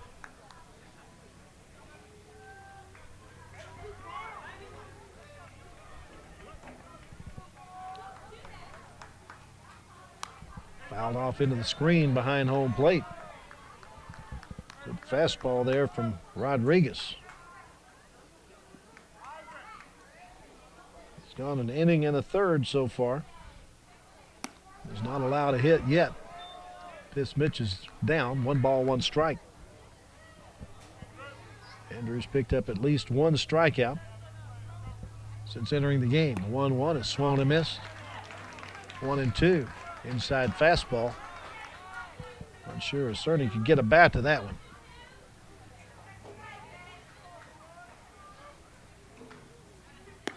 Breaking ball, swung and missed, strike three. Second strikeout picked up by Rodriguez. I believe that's 9 strikeouts now for Trojan pitching. Out number 1 here in the ninth. Brings up Ruben Torres, the third baseman. Torres is 1 for 3. Has reached twice on a single and a hit batsman. Breaking ball's fouled off.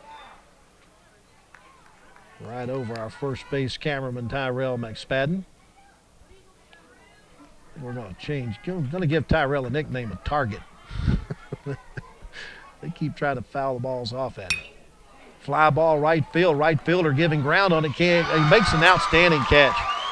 Isaac Perez chases that one down and makes the catch for out number 2. Well, he was just in the right spot, wasn't he? Or excuse me, let's give that to, who is out there? Yeah, that's Isaac Perez, number 8 out there. Just wanted to make sure it was the right guy. So 2 up and 2 down here in the Waco High ninth, and here's Dylan Flores. Fastball's outside for ball 1. So Andrew Rodriguez has done the job in relief of the starter Dylan Chapman, keeping Waco High off the board so far. This will be the 9th batter he has faced since entering the game. Fly ball foul toward the Waco High bullpen. Evens it up at 1-1. 2 teams will meet again in the final game of the regular season on April the 28th here at Veterans Field. We'll have the game for you here on Waco ISD TV. Slow roller to the second baseman, Rodriguez. Throws a little low, but scooped up nicely by Dylan Chapman. And it's a 1-2-3 ninth for Waco High. We get no runs, no hits, no errors, and nobody left. We head to the bottom of the ninth with our score. Waco 6 and University 6. For the Trojans, they have 3, 4, and 5 in the batting order. Coming to the plate to face Julian Rodriguez, who's now tossed 2 2/3 innings of relief of the starter Andrew Cerny. He has gotten a lot of fly ball outs. 1, 2, 3, 4, 5, 6 fly ball outs and 2 strikeouts in the 8 outs that he's collected so far.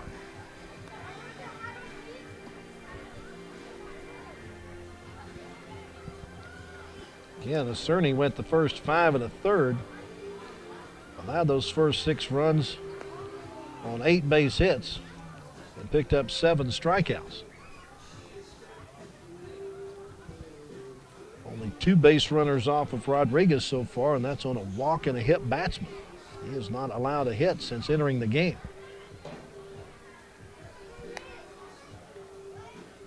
Christian Ibarra, Dylan Chapman, and Julian Locke, the meat of the order for University. Going to try to change that.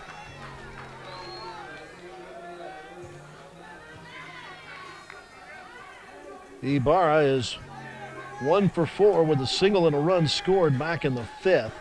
Otherwise, 2 flyouts and a ground out to shortstop.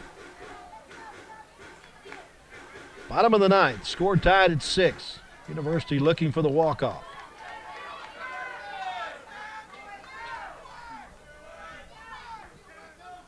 Checks his swing on a first pitch changeup, and it clips the outside corner for strike 1.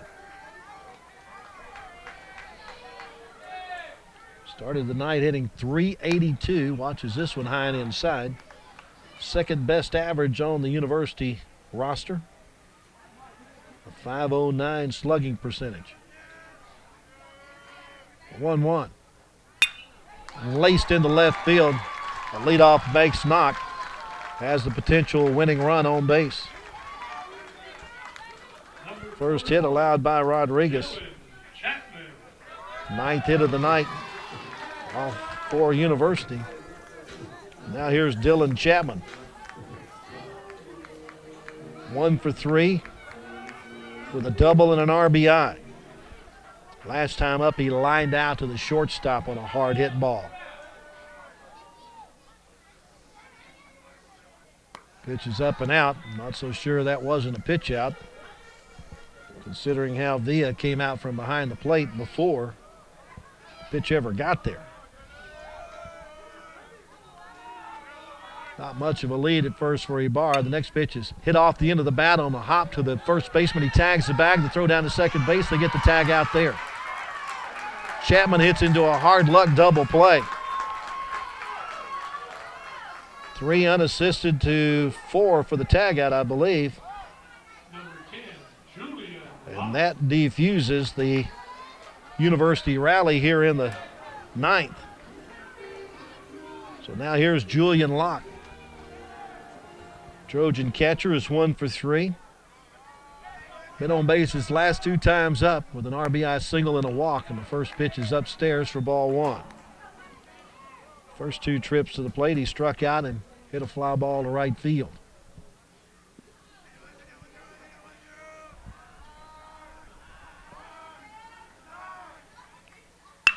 Ground ball. Big hop to the shortstop, Garcia. Good scoop at first base will end the inning. And the Trojans unable to take advantage of the leadoff single, as they get no runs on 1 hit, no errors, and nobody left on base. After 9 complete, our score is Waco High 6 and University 6. And in the 10th, Waco High has 8, 9, and 1 in the batting order coming to the plate.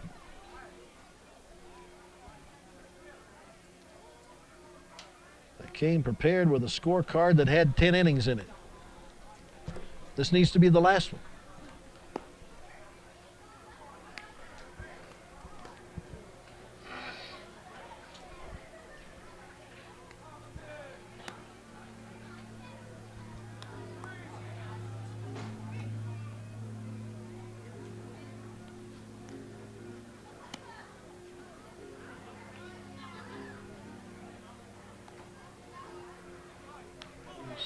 Going through my scorecard to make sure I've got runs, hits, errors, and all those kind of things right.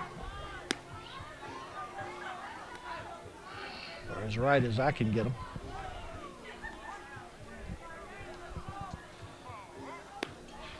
Meanwhile, Andrew Rodriguez continues his warm-up tosses on the hill for University. Now completed 2 1/3 innings in relief of the starter Dylan Chapman. And he has not allowed a hit in that 2 1/3 so far. He's picked up a couple of strikeouts. 3 ground outs and a flyout, 2 flyouts. He's mixed them up pretty good. So here's Michael Stimpson. Back in the game after being pinch hit for. One of those high school rules that's allowable.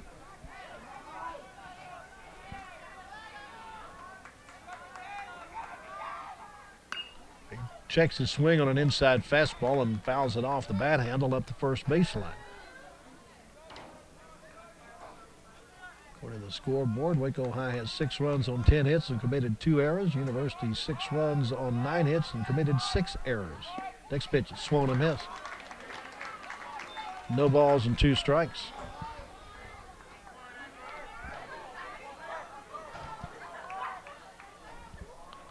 Oh, 2. Breaking ball upstairs. Would not chase that one.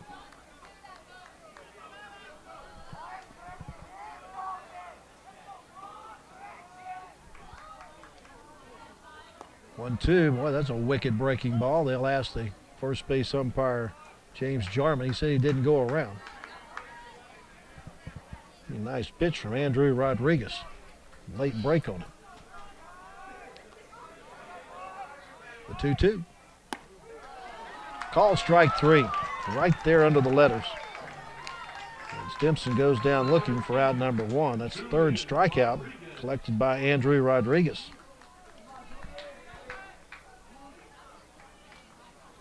Rodriguez has now collected 29 strikeouts on the year.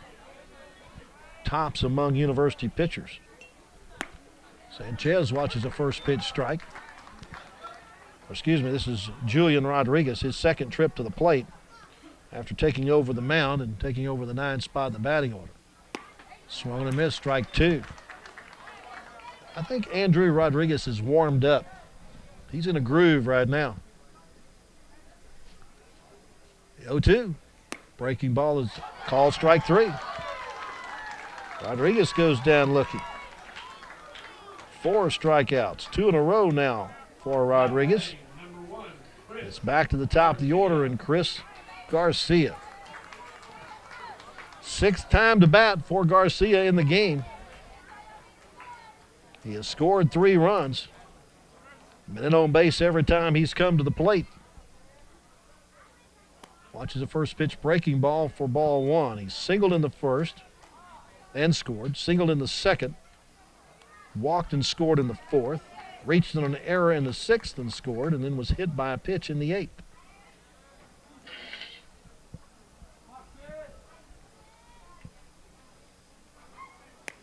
Pitch misses outside. 2 balls and no strikes.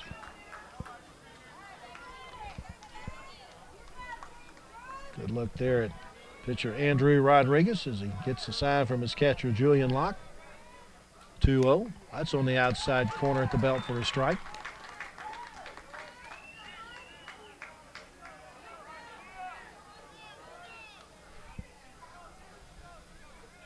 2-1.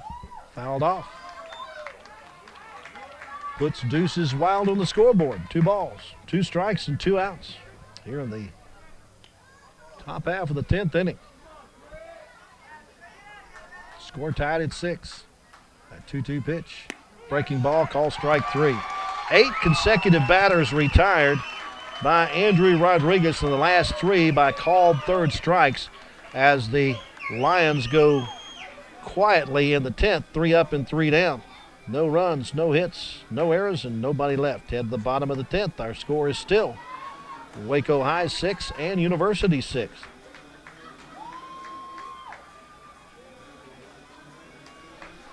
Two up for University in the bottom half of the 10th. J.D. Aguilar, Jordan Rodriguez, and Isaac Perez.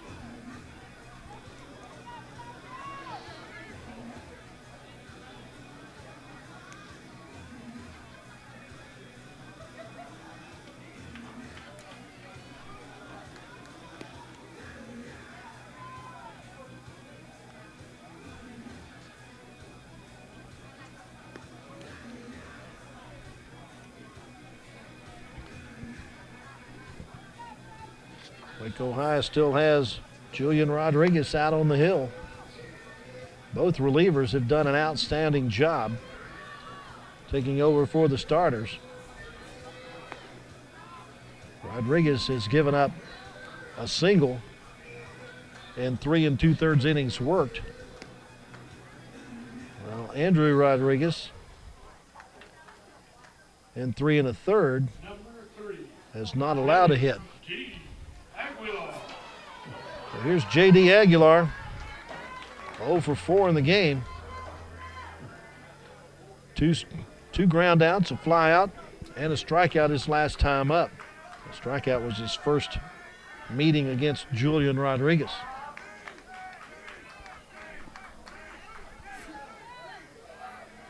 Rodriguez works from the stretch with nobody on, nobody out. First pitch is flared out into shallow left field. The left fielder coming on hard will make the catch. 1 pitch and 1 out. Stimson chases that one down.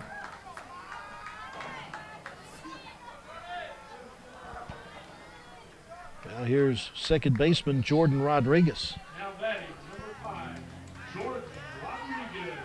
1 for 4 with a single and 3 strikeouts.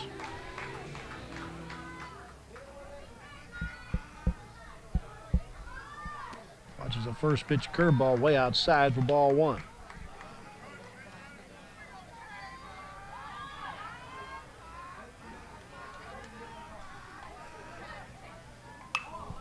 Flared off foul, first base side.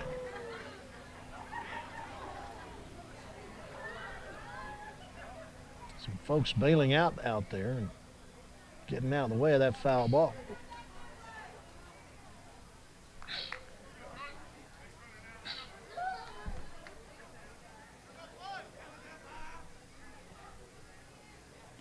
Breaking ball misses outside.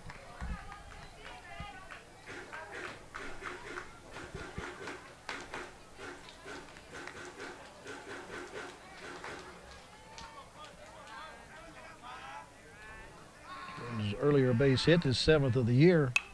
Fouls this one off first base side, keeping the at-bat going at 2 balls and 2 strikes.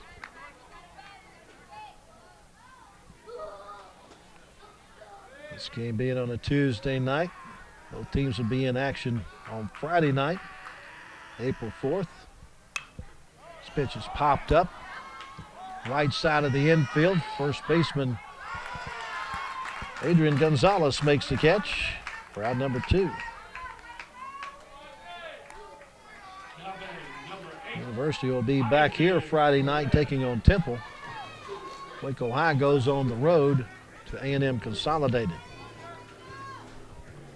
2 out here in the bottom of the 10th. Here's Isaac Perez. He is 2 for 2 with a couple of runs scored in that 8th spot in the batting order. He's also reached base on a walk, and he was hit by a pitch. So he's been on base every time up. Watches a breaking ball high and inside for ball 1. 3 of the Trojans' 6 runs have come from the 8 and 9 spot in the batting orders. 1-0 is upstairs. 2 balls and no strikes. Perez started a 4-run rally in the 5th inning that got this game tied for the first time at 5 apiece with a single. 2-0 breaks in the zone for a strike. He had a 1-out single in the 6th and scored a run later in that frame to retie the game at 6 apiece. 2-1. Ground ball headed back to the pitcher. He'll throw to first base. And it's a 1-2-3-10th for the Trojans. No runs, no hits, no errors, and nobody left. We have played 10 and we've decided nothing. It's still Waco High 6 and University 6.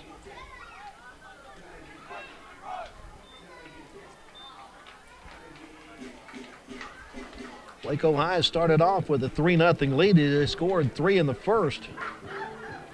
A solo home run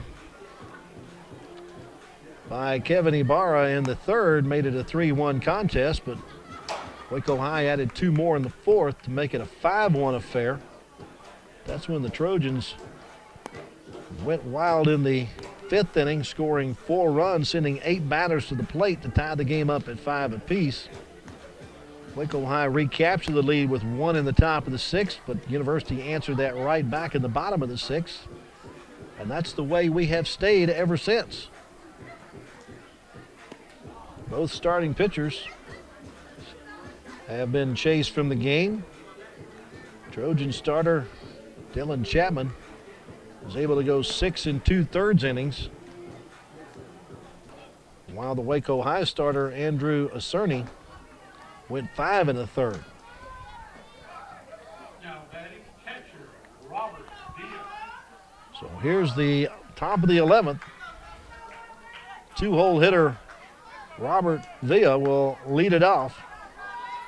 He's got a couple of hits tonight and has scored a couple of runs.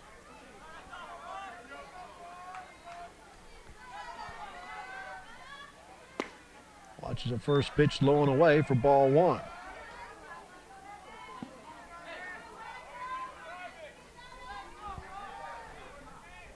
One-0. Fouled into the screen on the third base side.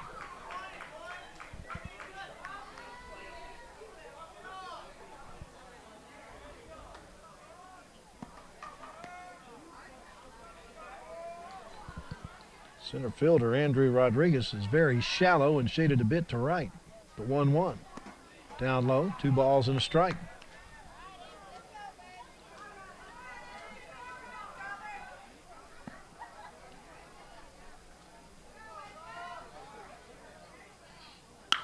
Ground ball headed for the 6th hole, backhanded by the shortstop. His throw will be just a bit late. Nice stretch by Dylan Chapman to try to help the throw get there, but he also pulled himself off the bag in doing so. But Villa starts off the inning with an infield single. Now here's Tanner Haney. Kyle Chapman out to ask the infield umpire, Jarman, whether or not he needs any help. And they're going to ask Chris Blanton about whether or not, and Chris Blanton agreed. He was, not only was the throw late, but the foot was off the bag when the throw got there. So Villa collects the 12th hit of the night on my scorecard for Waco High. Now here's Tanner Haney. He's got 2 of those 12 hits, 1 of those a double, and he's also scored a run. Hits the first pitch toward the gap in right center field, and it's going to roll. Chasing it down is Perez. The runner from first, Villa, is going to be held at third. Throw goes through to third. Haney stops at first base. Waco High has runners at the corners and nobody out.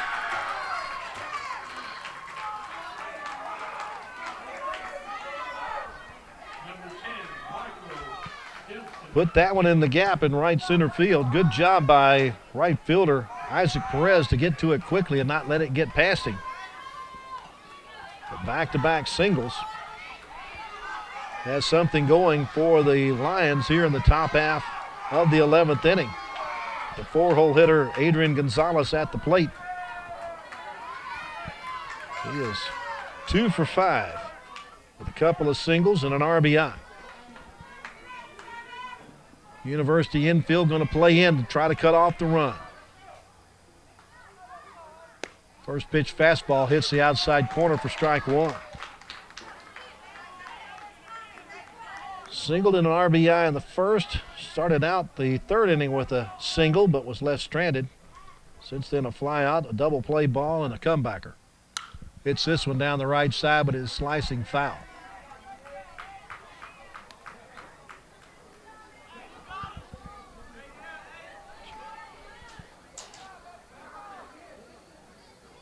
Nice hustle by reserve Chris Deo to get on that foul ball. Time called at the plate.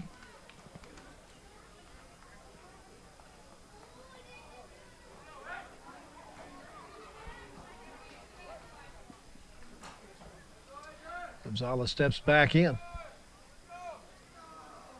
0-2 pitch. Fastball bounces in. Locke blocks it and keeps the runners at their stations.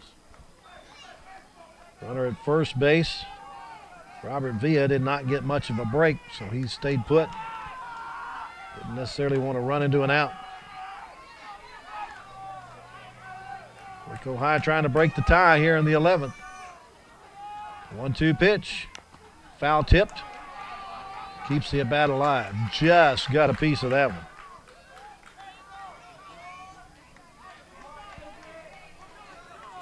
Andrew Cerny waits on deck.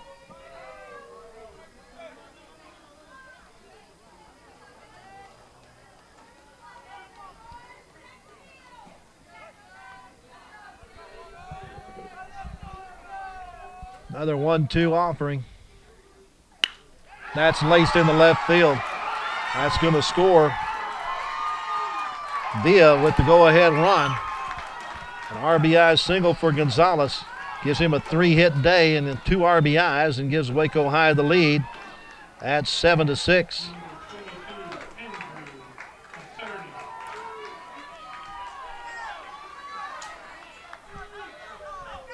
Haney stopped at second base.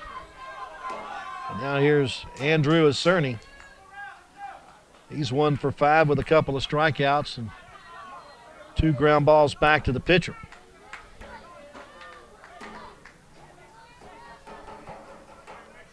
Corner infielders looking for the bunt with nobody out and runners at first and second.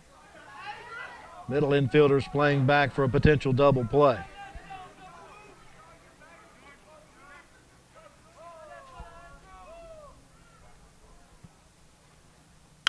Right back through the legs of the pitcher into center field. The runner from second will be held. It's the 4th hit in the inning for Waco High. And loads up the bases with nobody out. They've already put a run in. And now University head coach Kyle Chapman Headed slowly out to the mound. He wants to talk to Andrew Rodriguez.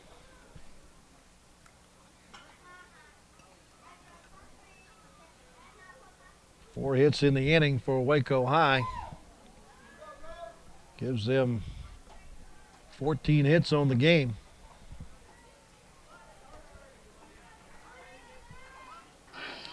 More importantly, gives them a run up on the scoreboard at 7-6. Number 7. Now here's Ruben Torres. He is 1 for 4 on the night. Been on base with a single and a hit batsman, but otherwise a couple of fly outs and a ground out to first base. First pitch hits him in the helmet. That's a tough way to pick up an RBI, but he heads down to first base. And the Lions now have an 8-6 lead.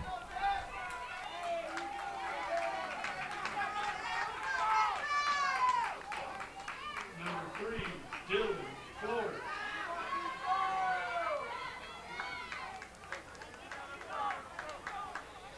Two runs on 4 hits and a hit batsman for Waco High here in the 11th. Gives them an 8-6 lead. Now here's Dylan Flores, and the first pitch is outside for ball 1. Base is still loaded for Waco High and nobody out here in the 11th. Fastball is lined into right field. That's a base hit that will bring home at least 1, and everybody will just move up a station on the RBI single by Dylan Flores. Makes it 9-6 in favor of Waco High. They put on their hitting shoes here in the 11th. And that appears to be all for Andrew Rodriguez. Came in relief for the starter Dylan Chapman and no hit the Lions for 3 1/3 innings before allowing Waco High to take the lead here in the 11th on 5 singles.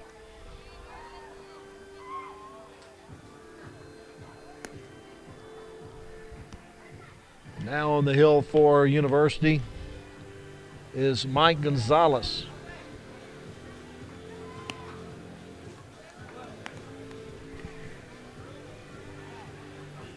Do not see where Gonzalez has pitched any this year for University, so this will be his first outing. He's just looking for outs right now.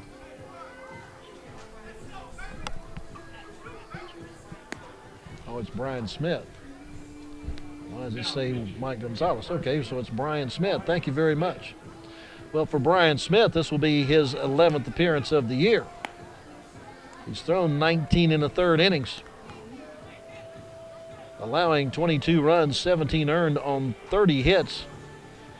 He's walked 18 and struck out only 12. Opponents hitting .333 off of Smith, who has a 6.16 earned run average. So thank you very much. So Brian Smith takes over on the hill for Andrew Rodriguez. With the bases loaded and no out here in the 11th, and Waco High has grabbed a 9-6 lead and broken open a tight ball game that went to extra innings, tied at 6 after the 6th. First batter he will face will be Michael Stimpson, with a Cerny at third, Torres at second, and Flores at first.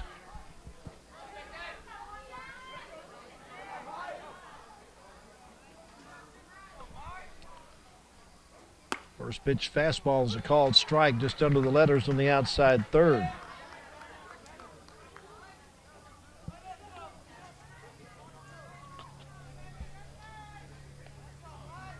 One on the inside corner, called strike 2.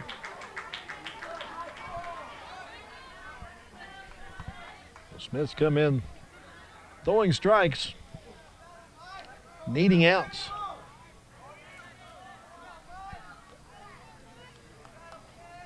1-2.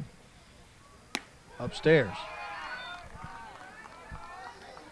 He has started the rally with a single, followed by a single by Haney, then a single by Gonzalez. The Gonzalez single gave the Lions the lead. Could stand up as the game winner. The 2-2. On the outside corner and called strike 3. Fourth time tonight, or make that the third time tonight that Stinson has struck out, and 2 of them have been called third strikes. First strikeout for Smith. That's 9 strikeouts for University pitching. Now here's Julian Rodriguez. Fastball is outside for ball 1. Rodriguez in the 9 spot is 0 for 2 with a comebacker and a strikeout. 8th batter to bat for Waco High here in the 11th. Pitch is up high, 2 balls and no strikes. He sent 8 to the plate in the first inning when they scored 3 runs. 2-0. Bounces off a home plate, gets away from the catcher, coming home to score. On the wild pitch will be Cerny. 4th run in the inning for Waco High to make it a 10-6 game. And everybody moves up a base. Torres at 3rd, Flores now at 2nd. 3-0 the count on Rodriguez. That's a called strike right at the letters.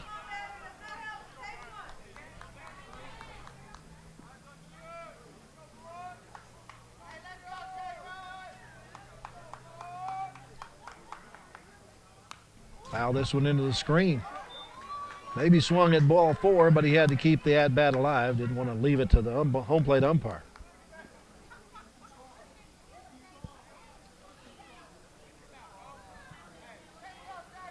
Four runs on 5 hits in the inning.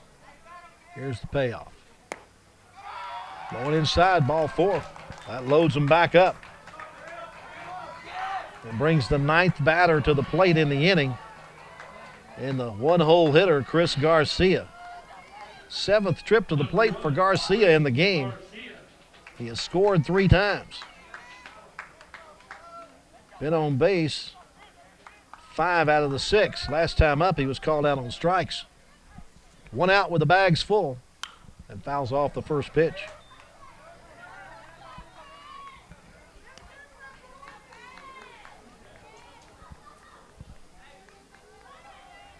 Base runners are Torres, Flores, and Rodriguez. 3rd to 1st. The 0-1. Breaking ball is outside. 1 ball, 1 strike.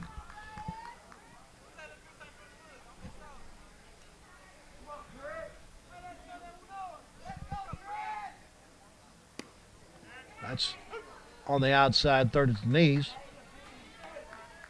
2-2.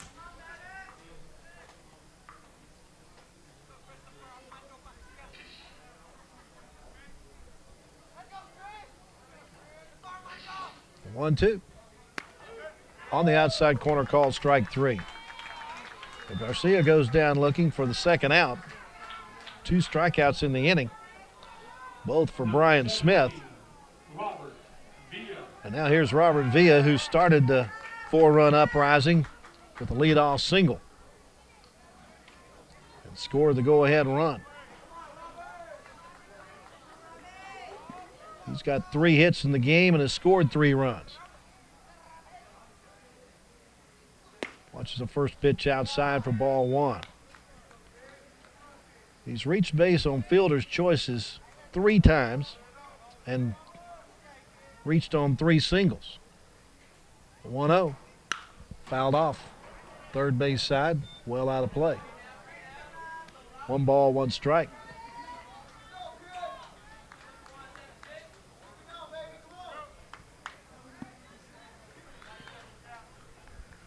Trojans trying to get that final out and get to the plate so they can start scoring some runs. Breaking ball, nice breaking ball, swung and a miss. So Brian Smith looking to strike out the side after coming in the relief as the 3rd pitcher of the day for the Trojans. The 1-2. Breaking ball that's fouled, 1st base side, headed for the Waco High bullpen.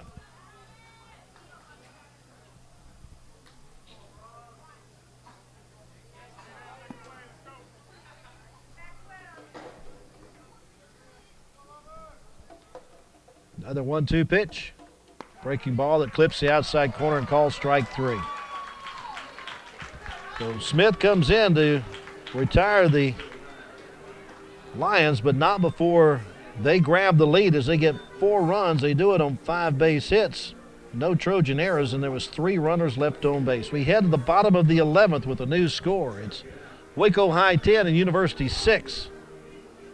For Waco High, in the bottom of the 11th, they got 9, 1, and 2 in the batting order to try to answer that 11-run uprising by Waco, or that 4-run uprising in the top of the 11th by Waco High.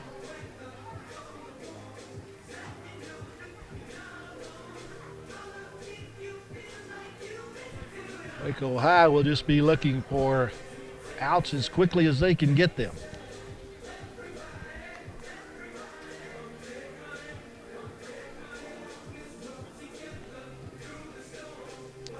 Last batter at the top of the inning was the catcher Villas, so a little bit extra time here while he gets on the catching gear. Julian Rodriguez trying to pick up the win now for Waco High.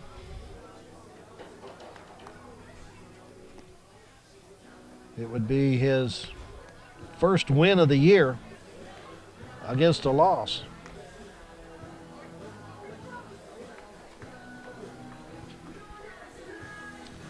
If it holds up, Adrian Rodriguez would end up being Andrew Rodriguez would be the pitcher record for University. His record would drop to 1-7.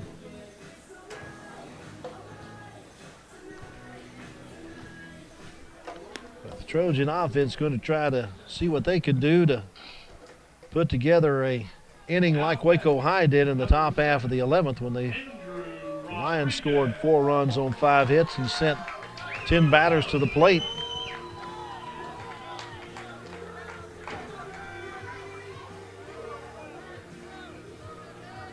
Julian Rodriguez has now put in 4 2/3 innings of relief. If he completes this innings, he will have pitched more than the starter, Andrew Cerny. First pitch, breaking ball, drops into the zone for strike 1. Andrew Rodriguez at the plate is 0 for 2 officially with a run scored. Watches this pitch clip the outside corner. No balls and 2 strikes. A strikeout and a flyout, including a walk and a hit batsman. Swing and a miss, strike 3. He's out on strikes for Julian Rodriguez. That is the 3rd strikeout for him. And out number 1, now the top of the order for University, and Jordan Perez. Trojan shortstop is 1 for 5 in the game.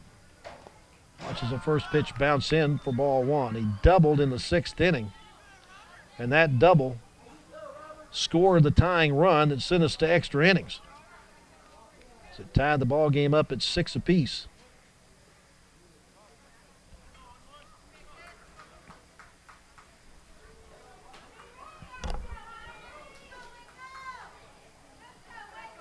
RBI is 6th of the year with that double back in the 6th inning. Looking to start a 1-out rally here for University. Line shot toward left field, diving, not making the catch is Stimson. That'll give Perez the opportunity to get an extra base. Stimson gets to it quickly and gets it back in, but it's a double for Jordan Perez with 1 out that keeps life in the offense for University. Both teams now in double digits in hits. Waco High with 15 and University with 10. But the Lions the only team in double digits in the run column. 1 out, runner at second base, and here's Kevin Ibarra. His home run back in the 3rd inning started the scoring for University. Watches the first pitch a bit low for ball 1. His home run the only hit of the game for Ibarra. So he is 1 for 5 With 2 flyouts, a ground out, and a fielder's choice. Hits this one down the line on right field, and it's going to fall foul. Just outside the line. Game of inches. That had an RBI and double written all over it. But it's just outside the chalk.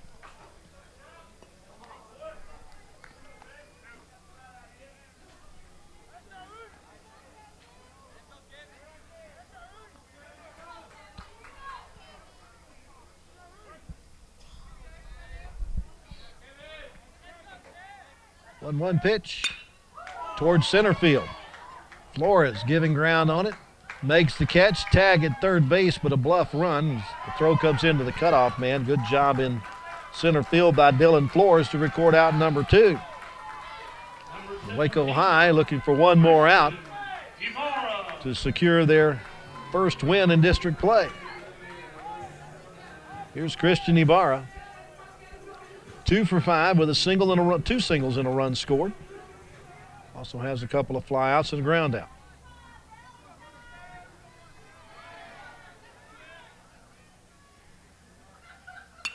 Pops it up on the left side of the infield. The shortstop Garcia in fair territory makes the catch for the 3rd out to retire the side and end the ball game.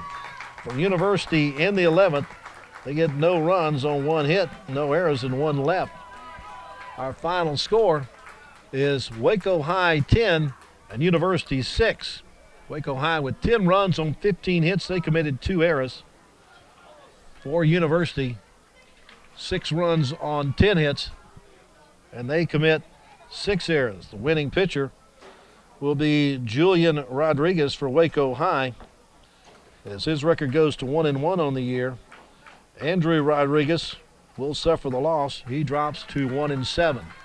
Took us 2 hours and 49 minutes to play the 11 innings, and Waco High now improves its record to 8-7-3 on the year and 1-5 in District 18 5A play, while University drops to 5-14 on the year, and they are 0-6 in league play. So that's going to do it for the first meeting between Waco High and University here in the 2017 season. We will also have the next meeting between these two teams when they play on April the 28th here at Veterans Field, so be sure to check the listings for Waco ISD TV when that game will be played. For our crew here at Veterans Field and Waco ISD TV, I'm Lark Smith bidding you a good night from Waco ISD TV.